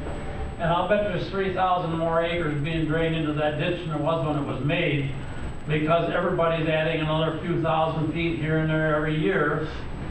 So we've got a tremendous amount of water. Now that last mile and a half is plugged up, and that's why everything is standing there like pheasant slough. It just there ain't nothing there. I mean, you got to get it cleaned up. McMonigles will benefit from it greatly. If I would give him an extra couple $1,000 an acre for his land if that was hooked on. If it ain't hooked on, I wouldn't give him nothing for it. So why he wants to get out of it is just we're worried about that assessment for the fixing of the ditch. That's where this whole thing is crept up, and you got to take that into consideration. Thank you. John? It's 200 acres. It's never going to be plowed, never going to be tiled. And I'm not going to stop any improvements to the ditch system. Pretty clean cut. Permanent easement means if he sells it, it stays at permanent easement, doesn't it? Yeah. So that's the one thing I wanted to just clarify. If he sells it, it can never be tiled, it can never be set up again for farming, as far as I understand. Those words were heard before Will was born, almost, I believe. If it would have been for Bert Hansen, ditch 78 would have never got through, and we had to work around one individual just to get that ditch through. They finally said, okay, we'll leave you out of it, but you can never tile in. It can never be tiled in until you're out of the, Yeah. Well, then they changed the rules and this and that. Now the place has been sold, and hey, the tile flow every direction in there. Oh, is that right? Well, And, He's right. Wow. and that's just exactly what will happen here. It happened before, it'll happen again. Yes, go ahead, sir. I just don't think that's a fair comment. Sir, I don't know how you can sit here this morning and claim that something like that is going to happen in the future. And if some future owner of this property or any other property starts using a public drainage system to drain property that is not assessed into that system, there is a procedure under the statute to add them. You're also correct. Craig, I assume it's right. I can actually quote the statute. Yes. That's what this whole thing amounts to, into the bottom line. Okay, one last time. Is there any other public comments? If not, one more. Okay. Last time, I promise. Water does get to the system. An example would be next to Wayne Friesen's. There was 160 acres put in there to, what is it? It's a program, similar program than what you did. But somehow the water got too high and then went under County Road 30, and that became a problem for Matt Jens. But all that water went out through my place. And I don't think that property is assessed a dime for upkeep. And I like the idea that this poor land that shouldn't have been farmed is being put into a program where the wildlife, where land can have a normal use. This tremendous financial pressure on these fragile prairie pothole lands is not good for anybody. Nevertheless, this is going to put a fiscal, it is going to put some financial pressure. People are going to have to come up with money somewhere other than from the land they live on to pay their share if people keep dropping out. even though maybe you shouldn't have been paying any. I know I shouldn't have been paying as much for all those fixes on the east side because none of it helped any of us. But we did a lot of work, didn't we, Craig, on the east side in the last 10 years. So that work is all done and we're still paying. And it is a financial thing, and I do like the idea that land gets treated a little bit more with sensitivity toward what it will produce. And we've gone away from that. We need help at the capital over the assessment. Okay. Question. Oh, wait till. Should I wait? Let me close the public comment section, bring it back to the board. Go ahead, Drew. I had a question for Craig, just a clarification. So, you know, when we have the land viewed and different benefit ratings are placed on the land, you know, when you read through the redetermination report from the viewers, and there's the lowest level of benefit that occurs because almost all land is benefited at some level. Yes. That lowest level of benefit, what percentage, or how does that relate to the other, let's say ag and all that kind of stuff? How does that? Well, I think you were talking about what our current viewers call D-type lands. Yes. You know, A being would be cattails if they wasn't for drainage and so on. D land would be land that does not really use a system, never really has, or it'd be farmable if the system did not exist. That's, I think, what you're referring to. It's. I think so. It's where there's water that comes off the land, a small amount. Mm-hmm. But it doesn't really use it for drainage. Doesn't use, yeah. Yeah, that's kind of D land. C land is what is land that is would have been farmable without the system, but it actually benefits because you can actually put in tile. So it benefits from the ability to tile into the land. B land, it would be. If it wasn't for the drainage system, you probably could use for pasture, but you couldn't really farm it well. It would be too wet to farm it. Yeah. And then, of course, A land, which is would be, you know, standing water, cattails, and so forth. That's how the viewers put that in there. It gets a little more complex when you talk about land in programs, because then do you value it as D land because it doesn't use the viewers? Would they value it at D land? Or I think it also depends on the design of the system. You know, do those berms hold enough water to say call it D land? Do they totally take the water out? What is a significant event? It's kind of a project by project, land, but you know. Yeah.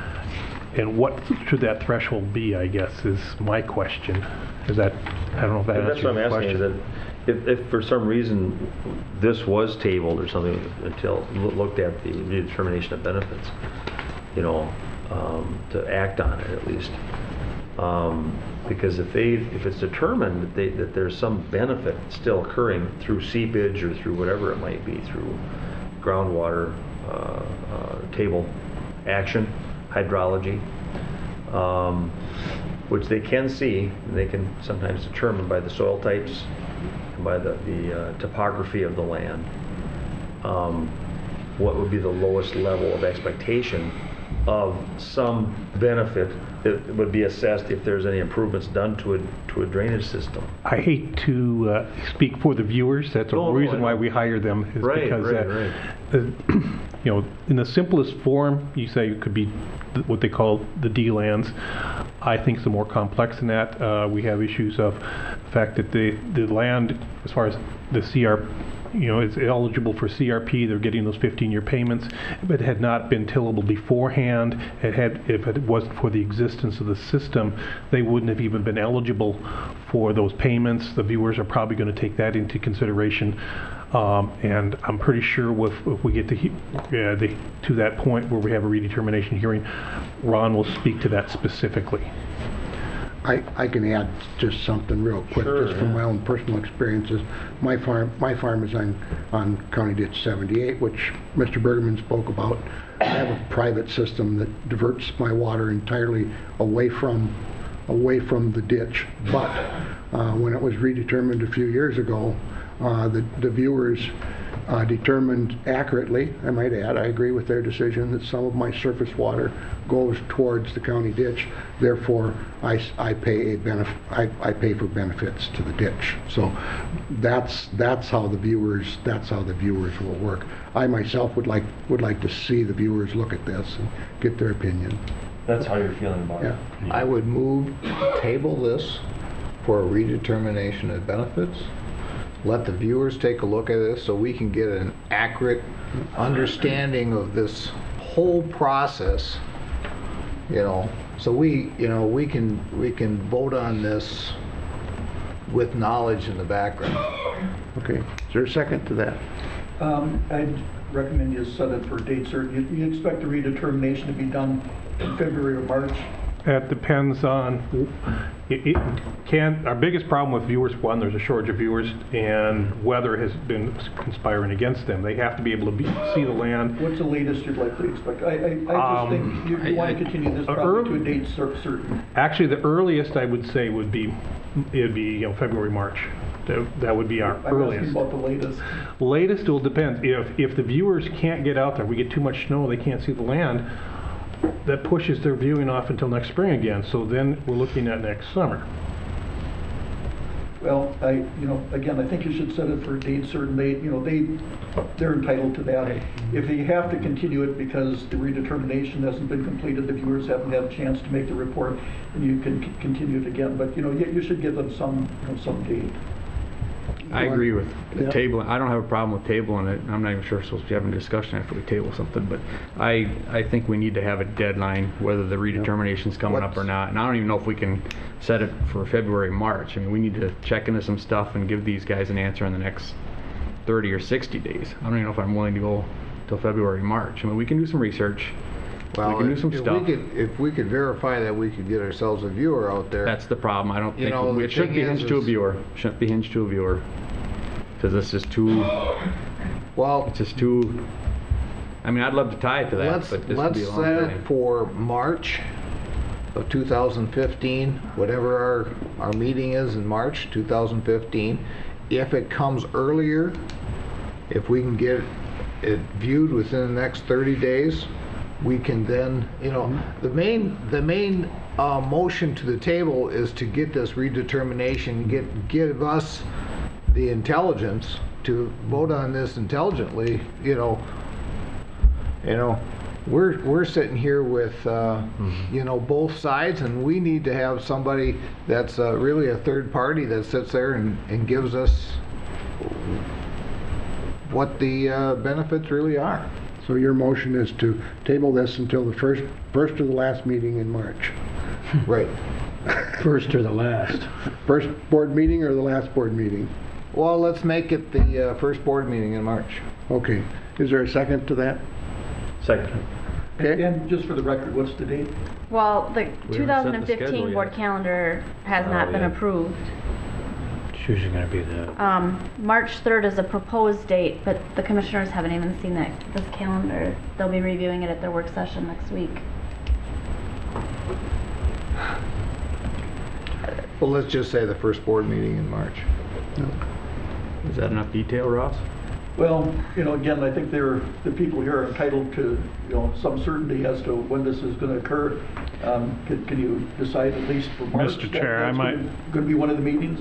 Mr. Chair, I might suggest just a March 31st date then. That'll give us flexibility with our schedule and also give them a date There you certain. go. March 31st. Okay, so the motion and second has been made to table this until March 31st, 2015 board meeting. Unless we get the viewers earlier.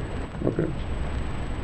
I don't know how you can say that. Yeah. Yeah, I think that's. Well, then you're going to have to send notices. You just keep... That's why you want the date certain. Yeah, so that- that's You just keep it to March 31st. March 31st, and we'll, because again, if we don't have the viewers report, I think we owe these guys an answer. Yep. And we can get the data and the information we want through other sources. Yep. Doesn't have to be viewed.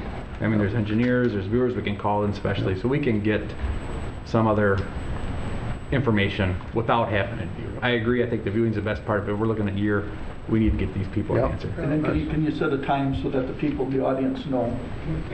Okay? Well, and I'm not suggesting March 31st because it's a date that the board is meeting. I'm saying that we would have it by then, and that, as I understand now, will require some notices. So, I think without an established schedule for board meetings in 2015, it's very difficult to pick out a date that will be a board meeting at this point. Well, and Craig, is it correct that we're not required to send notices, but there's nothing that says we can't send a notice? I mean, we can still Unless send a notice.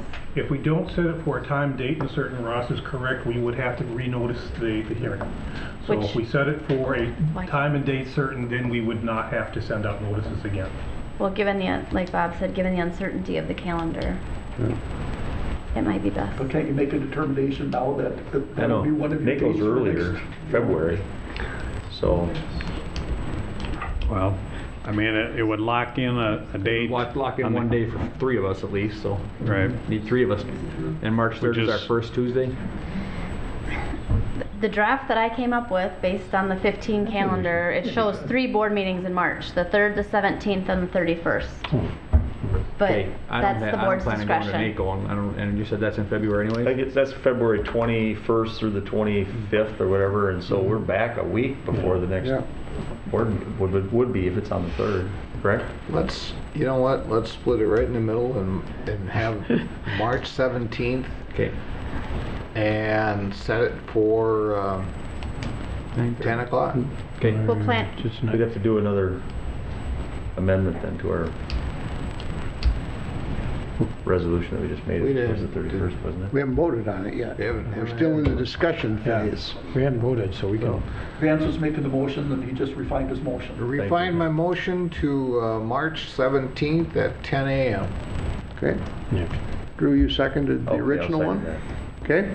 Is there any further discussion? There's no discussion. Vote is to table this until the March 17th, 2015 board meeting at 10 a.m. All in favor say aye. Aye. Opposed? It's carried. Anybody have any question about that? I'm not sure if they're going to be sending notices or not, but this is your notice. Okay? I'm glad to see that you're not making a decision on it today, but I don't know why the 4-month delay to take a look at this thing, or 3 months, whatever it's going to be. You can drive out there right now and sit in your car and drink hot coffee and do all you want to do. You're right, the county road goes right through the middle of all this. So it's pretty easy. I mean, get it viewed and get it, I'd like to see the county board go out there as a board along with Chuck and Will, because Will knows farmland. He's a farm boy and he knows this area. He's been there before. Yep. Yeah, I've been out there several times. I know what you're talking So about. I think if you, along with Chuck and the rest of the board, took a look at this, your eyes will be open. And you can do that now. If you wait till March, the only thing I'd object to March is maybe we're going to have 4 or 5 feet of snow. You still can do it, but I think now you got as good a view as you're ever going to get. Good. Thank you. Thank you for your comment. March is the hearing date. They'd expect the viewing to take place before that. Okay. Thank you, everyone, for your input. Thank you. Thank you. Thank you. We have a motion to adjourn this meeting. Was there any other business? Yeah, some drainage inspection reports. Oh, yeah. You want to take 5 and visit with these people? Messed up there. Let's do the drainage inspection. Yeah, we're report adjourning first, this and then we'll meeting. take a break. Okay. So do I have a motion to adjourn this meeting? So moved. Second. All in favor say aye. Aye. We'll do the, let's take a short break. Okay. Okay, continue on, Craig, with your reports. Yeah, we have some drainage inspection reports. We have, first of all, is on JD 36. We have some multiple blowouts on that particular system, on that particular branch. Again, I'm a little concerned because this is the second year in a row we've fixed that area, so it's kind of on my watch list to kind of probably end up having to replace that entire line, which I'm not excited about because that will be fairly expensive, and we'll probably end up replacing other lines on this system too. So, but right now we just need to make the repairs so it's okay for the spring. Okay. County District 57, we have an intake pictures don't really show it too well, but yeah, it's a CM corrugated metal pipe structure, and it's just plain rusted out, and it's has to be replaced, otherwise we're going to have a ravine in the farmer's field. Okay. And we also 57, that's another that was just a broken tile, and it's caused a blowout, and that has to be fixed. It just happens to be the same landowner in both of those. Okay. And 72 is just there's a sinkhole over the line. Turned out we actually had been completed that repair, but that would turn out to be just a pretty simple fix. I just found out it was just a gap in the tile. It wasn't a broken tile. So easy fix on that one. That's actually been already completed. Okay. Nice. So, a motion to approve. I'll move approval. Second. Discussion? All in favor say aye. Aye. Opposed? Carried. Good. Okay, thank you. Thank you, Craig. Thanks, Craig. Thanks, Craig. Okay. Thank you, Craig. Jay and Phil. The Jay and Phil Show. Come on up. Welcome, Jay. Yeah. Welcome, Phil. Well, I was lost as him, so I'm here. Yeah, he's giving me a hard time because when I dictated my board report, we hadn't met our advisory committee, so he's a ghost today. Oh. How was the meeting? Was the meeting good though? Was it a good meeting or not? The best meeting ever. You don't say, well, I wouldn't say that, but Not that good. No. All right. Mr. Chair and Commissioners, thank you for having us here today. I do have some action items to bring before the board. The first section of those under behavioral health, we have our detoxification contract with Bound County Evaluation Center. This is our primary resource for detox, as the board's aware of. We do have a statutory mandate to provide detoxification and evaluation services. The per diem rate increased from $353.50 a day to $365 a day. That represents a 3.3% increase. The term of the agreement is January 1st of 15 through December 31st of 15. On a related item under behavioral health as well, contract with Mankato Department of Public Safety for detox transport. This is our agreement with the City of Mankato Department of Public Safety for the purpose of providing backup transportation for individuals in need of detox services.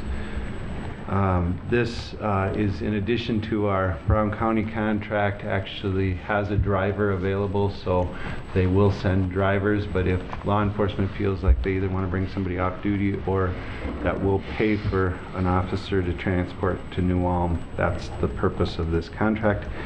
The agreement reflects the recent changes in the union wages for Department of Public Safety, and mileage reimbursement is also part of this contract at the IRS rate. Term of the agreement is October 1st of 14 through December 31st of 15. Quick question on that. It's always wondered about it.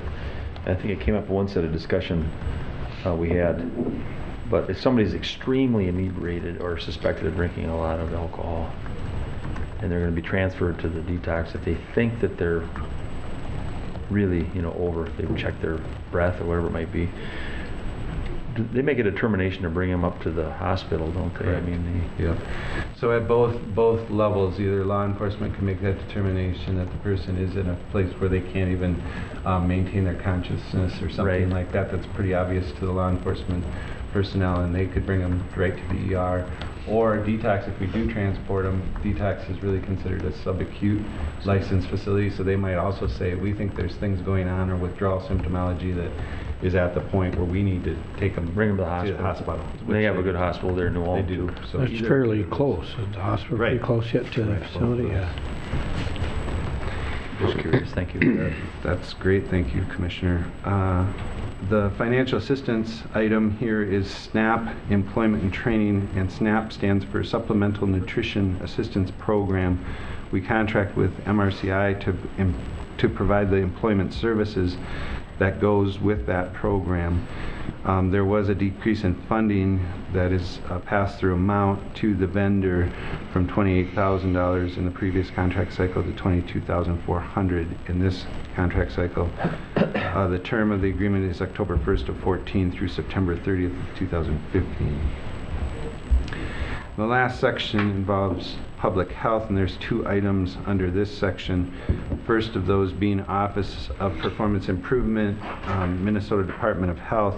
Purpose of this grant is to notify the County Health Board of the annual Local Public Health Act funding amount for 2015. The grant allows Blue Earth County to address areas of public health responsibility and essential public health services. The calendar year 2015 award is $205,455, and this is just a $100 smaller amount from our previous award. The term of the agreement is January 1st of 2015 through December 31st of 2015. And finally, for the action items, Medica, this is a new contract where we're engaging Medica as a health plan to provide care coordination for residents over 65 years of age who are enrolled in either the medical assistance program called MSHO is what we call it, Minnesota Senior Health Options, or Minnesota Senior Care Plus, MSC Plus we call that, with Medica. The purpose of these contracts are to keep seniors in their home as long as possible. We try to specifically address through public health both current and future health care needs in order to try to maintain that living situation. Medica pays $136.05 per member per month. The contract would be effective January 1st of 15 and ends December 31st of 2015. There's also terms that either party can terminate the agreement with 125 days notice. Those are the action items I have for you today. Okay. Motion to approve. I'll move them. Second. Discussion. How do you get $100 less? Is that just a typo? Yeah, I do not, it's always interesting how they do their budgeting, but they must have had a very similar amount of money and then spread out throughout the state. I'm sure ours is a very small amount. You get to a Hennepin County or something, I'm sure it's a bigger percentage figure, but it's awfully close to the same, isn't it? So theirs probably off by thousands and ours is hundreds. Have you put in the budget what you're going to do with that? The extra $100, yeah, right. It'll change everything, right? Yeah, right. No, can't do that.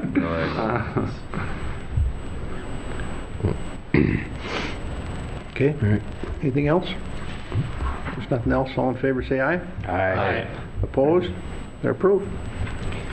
So Jay pointed out my one error in that I forgot his name on my report.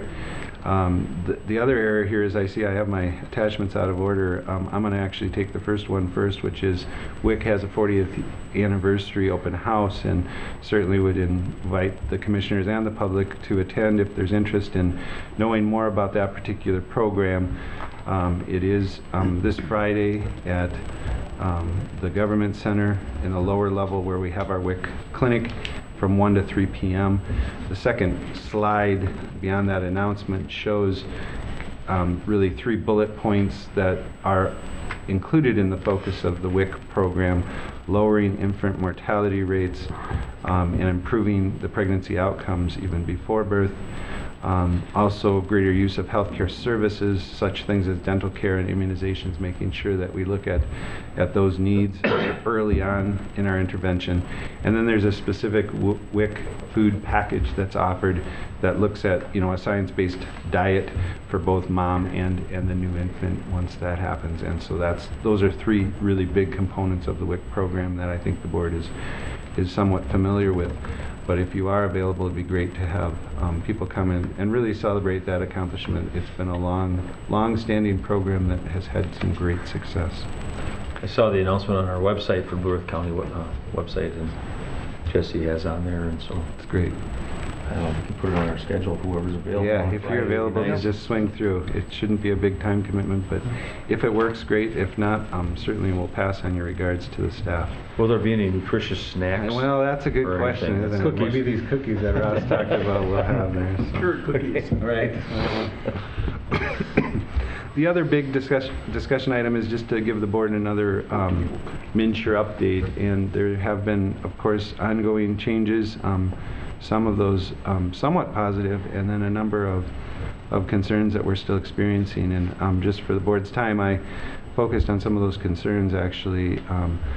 The slide that has the 3 points to it. One is about paper applications, that one of the net effects of the struggles that have been part of MNsure since the implementation is that people can apply through paper, but those paper applications have actually just been accruing at the state to the tune of 7,000 applications that just are sitting there in paper form. We haven't been trained on how to push those into the system, but DHS now has plans as of this week to push out those 7,000 applications to the counties and try to process those.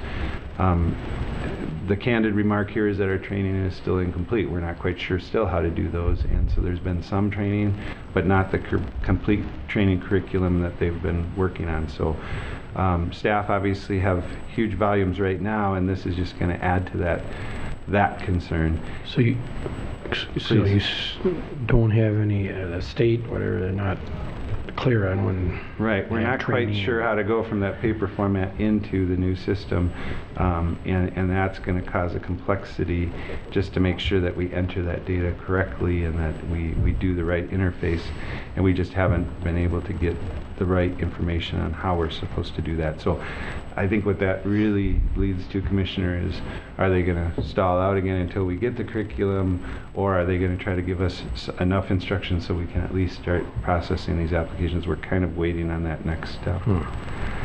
And those numbers, just for your information, I will give you a caseload count, but those numbers are not included in that. We have some applications ourselves that we've been accruing, so it's kind of our share of the 7,000, which probably won't be a huge number, but that, along with the stack that we have, it's going to just, like I say, add to a volume issue that we're continuing to experience.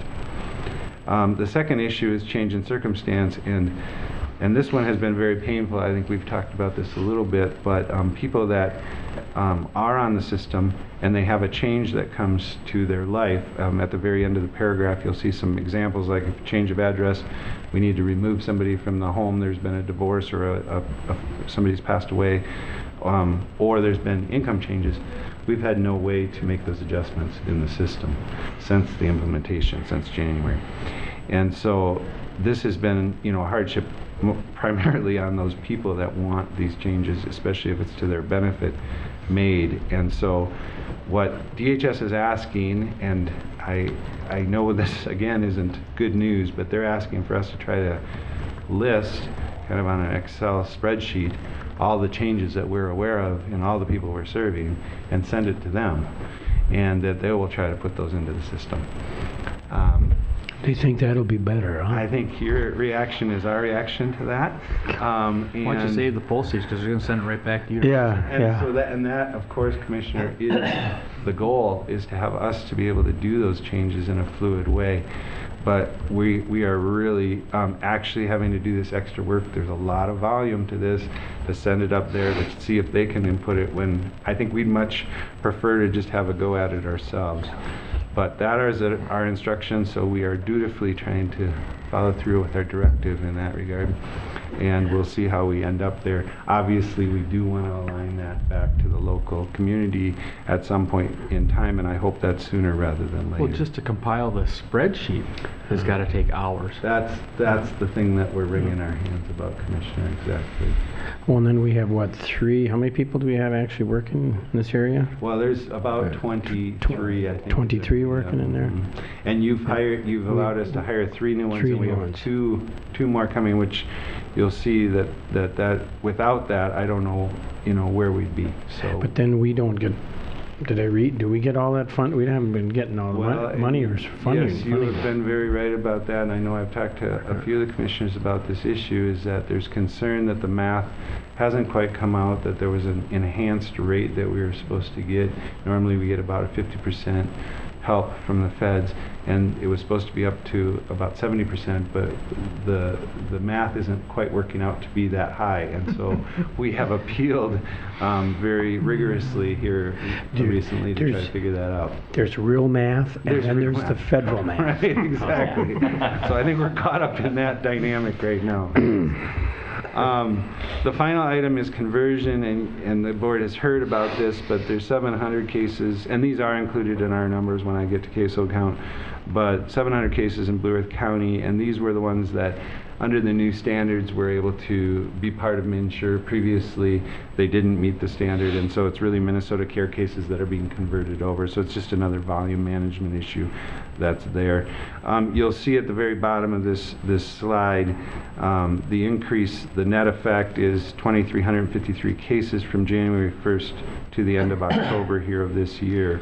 And that is far more than we anticipated. Our estimates were somewhere between 900 and 1,300 cases, so we're very strong in our numbers. The raw data there, 5,174 cases at January, and now we're at 7,527. So all the volume that we thought might come and more has come. You know, there's some obviously to Mission good news in this for especially the public pay folks, that they are on, receiving health care, and so that is when I said there's good news, that's a good thing, but the volume is beyond what we had even anticipated, and the board was good enough to support us in 2 more positions coming after the first of the year if once we get to the December board meeting, and if those positions are in fact approved, we'll be able to again try to address this ever-increasing number that we see. Those are the raw data statistics. You'll see on the next page just the breakout of those numbers. You'll see the 5,174 number at the end of 13, and you'll see our current number at the end of October here at 7,527, and then just a graphic of that same piece. I've brought this up before to your attention, hoping that graph would plateau and flatten out, and it just has not for us yet. So we'll keep tracking this, and I'll keep bringing this back and reporting to you all on our status until we get to that plateau. I think we're hoping for that also sooner rather than later. And that's all I had for you today, unless there's other questions. I think one of the most frustrating things for me as a commissioner is that we only see the top 10% of problems or issues on any given item. So Phil comes to us almost every month and reports about how this isn't working. So can you imagine what's going on inside of our ranks? And very frustrating. So I mean, with that, just tell them thanks for their hard work. Because I can't imagine what the staff is going through at this point. Just trying to deal with all these. We hope we could say more than just we feel your pain. Yeah, I wish we could, but to me that's just so frustrating. Well, I appreciate that, and at some level, I believe the staff must be feeling that, of course, we all maybe buffer that to the higher chairs of my chair, but the complaining has been minimal. I think they're feeling exactly what you're talking about, though, and I would never minimize what you're bringing up. But I do think they feel the support from the board in regard to the fact that we've been kind of given this really hard hand to play, and that's been continuing, and I really appreciate those comments, and I appreciate the support that each one of you have offered to us, because it has been a challenge, there's no doubt about that. Yeah, and I've been over there before, and it's not complaining, it's just they're worked extremely hard. The volume is appreciated. Really acute, yes, thank you. And even though I did not put it on the agenda, Jay has a report for us about our... All right. Hey. We've been waiting for your report, because it's the last thing that's going on today. I look forward to I look forward to it. That's really cold, Yeah, I was trying to help out Jay. We appreciate your report anyway, Jay. What are you saying? You're saving the worst for last? Best. Absolute best for last. Chair and Commissioners, the committee met on November 13th. We had Mike Maher from the Sheriff's Department talk about winter weather preparedness. Recently, he told us they have code red was added to the emergency system. and it will send alerts to community members that purchase their service. Under mental health, the RMT retreat took place recently. Gustavus was very successful. NAMI is sponsoring trees to decorate as the Kiwanis Holiday of Lights at Sibley Park. The clubhouse staff will help with the decoration. Michelle Goodsell spoke about the peer specialist training that she recently attended. A peer specialist is a bridge between staff and the mental health client. Under social services, they had a guest speaker from the REACH drop in center give a presentation about their organization. The REACH is a gathering place for homeless youth and serves those from age birth to 21.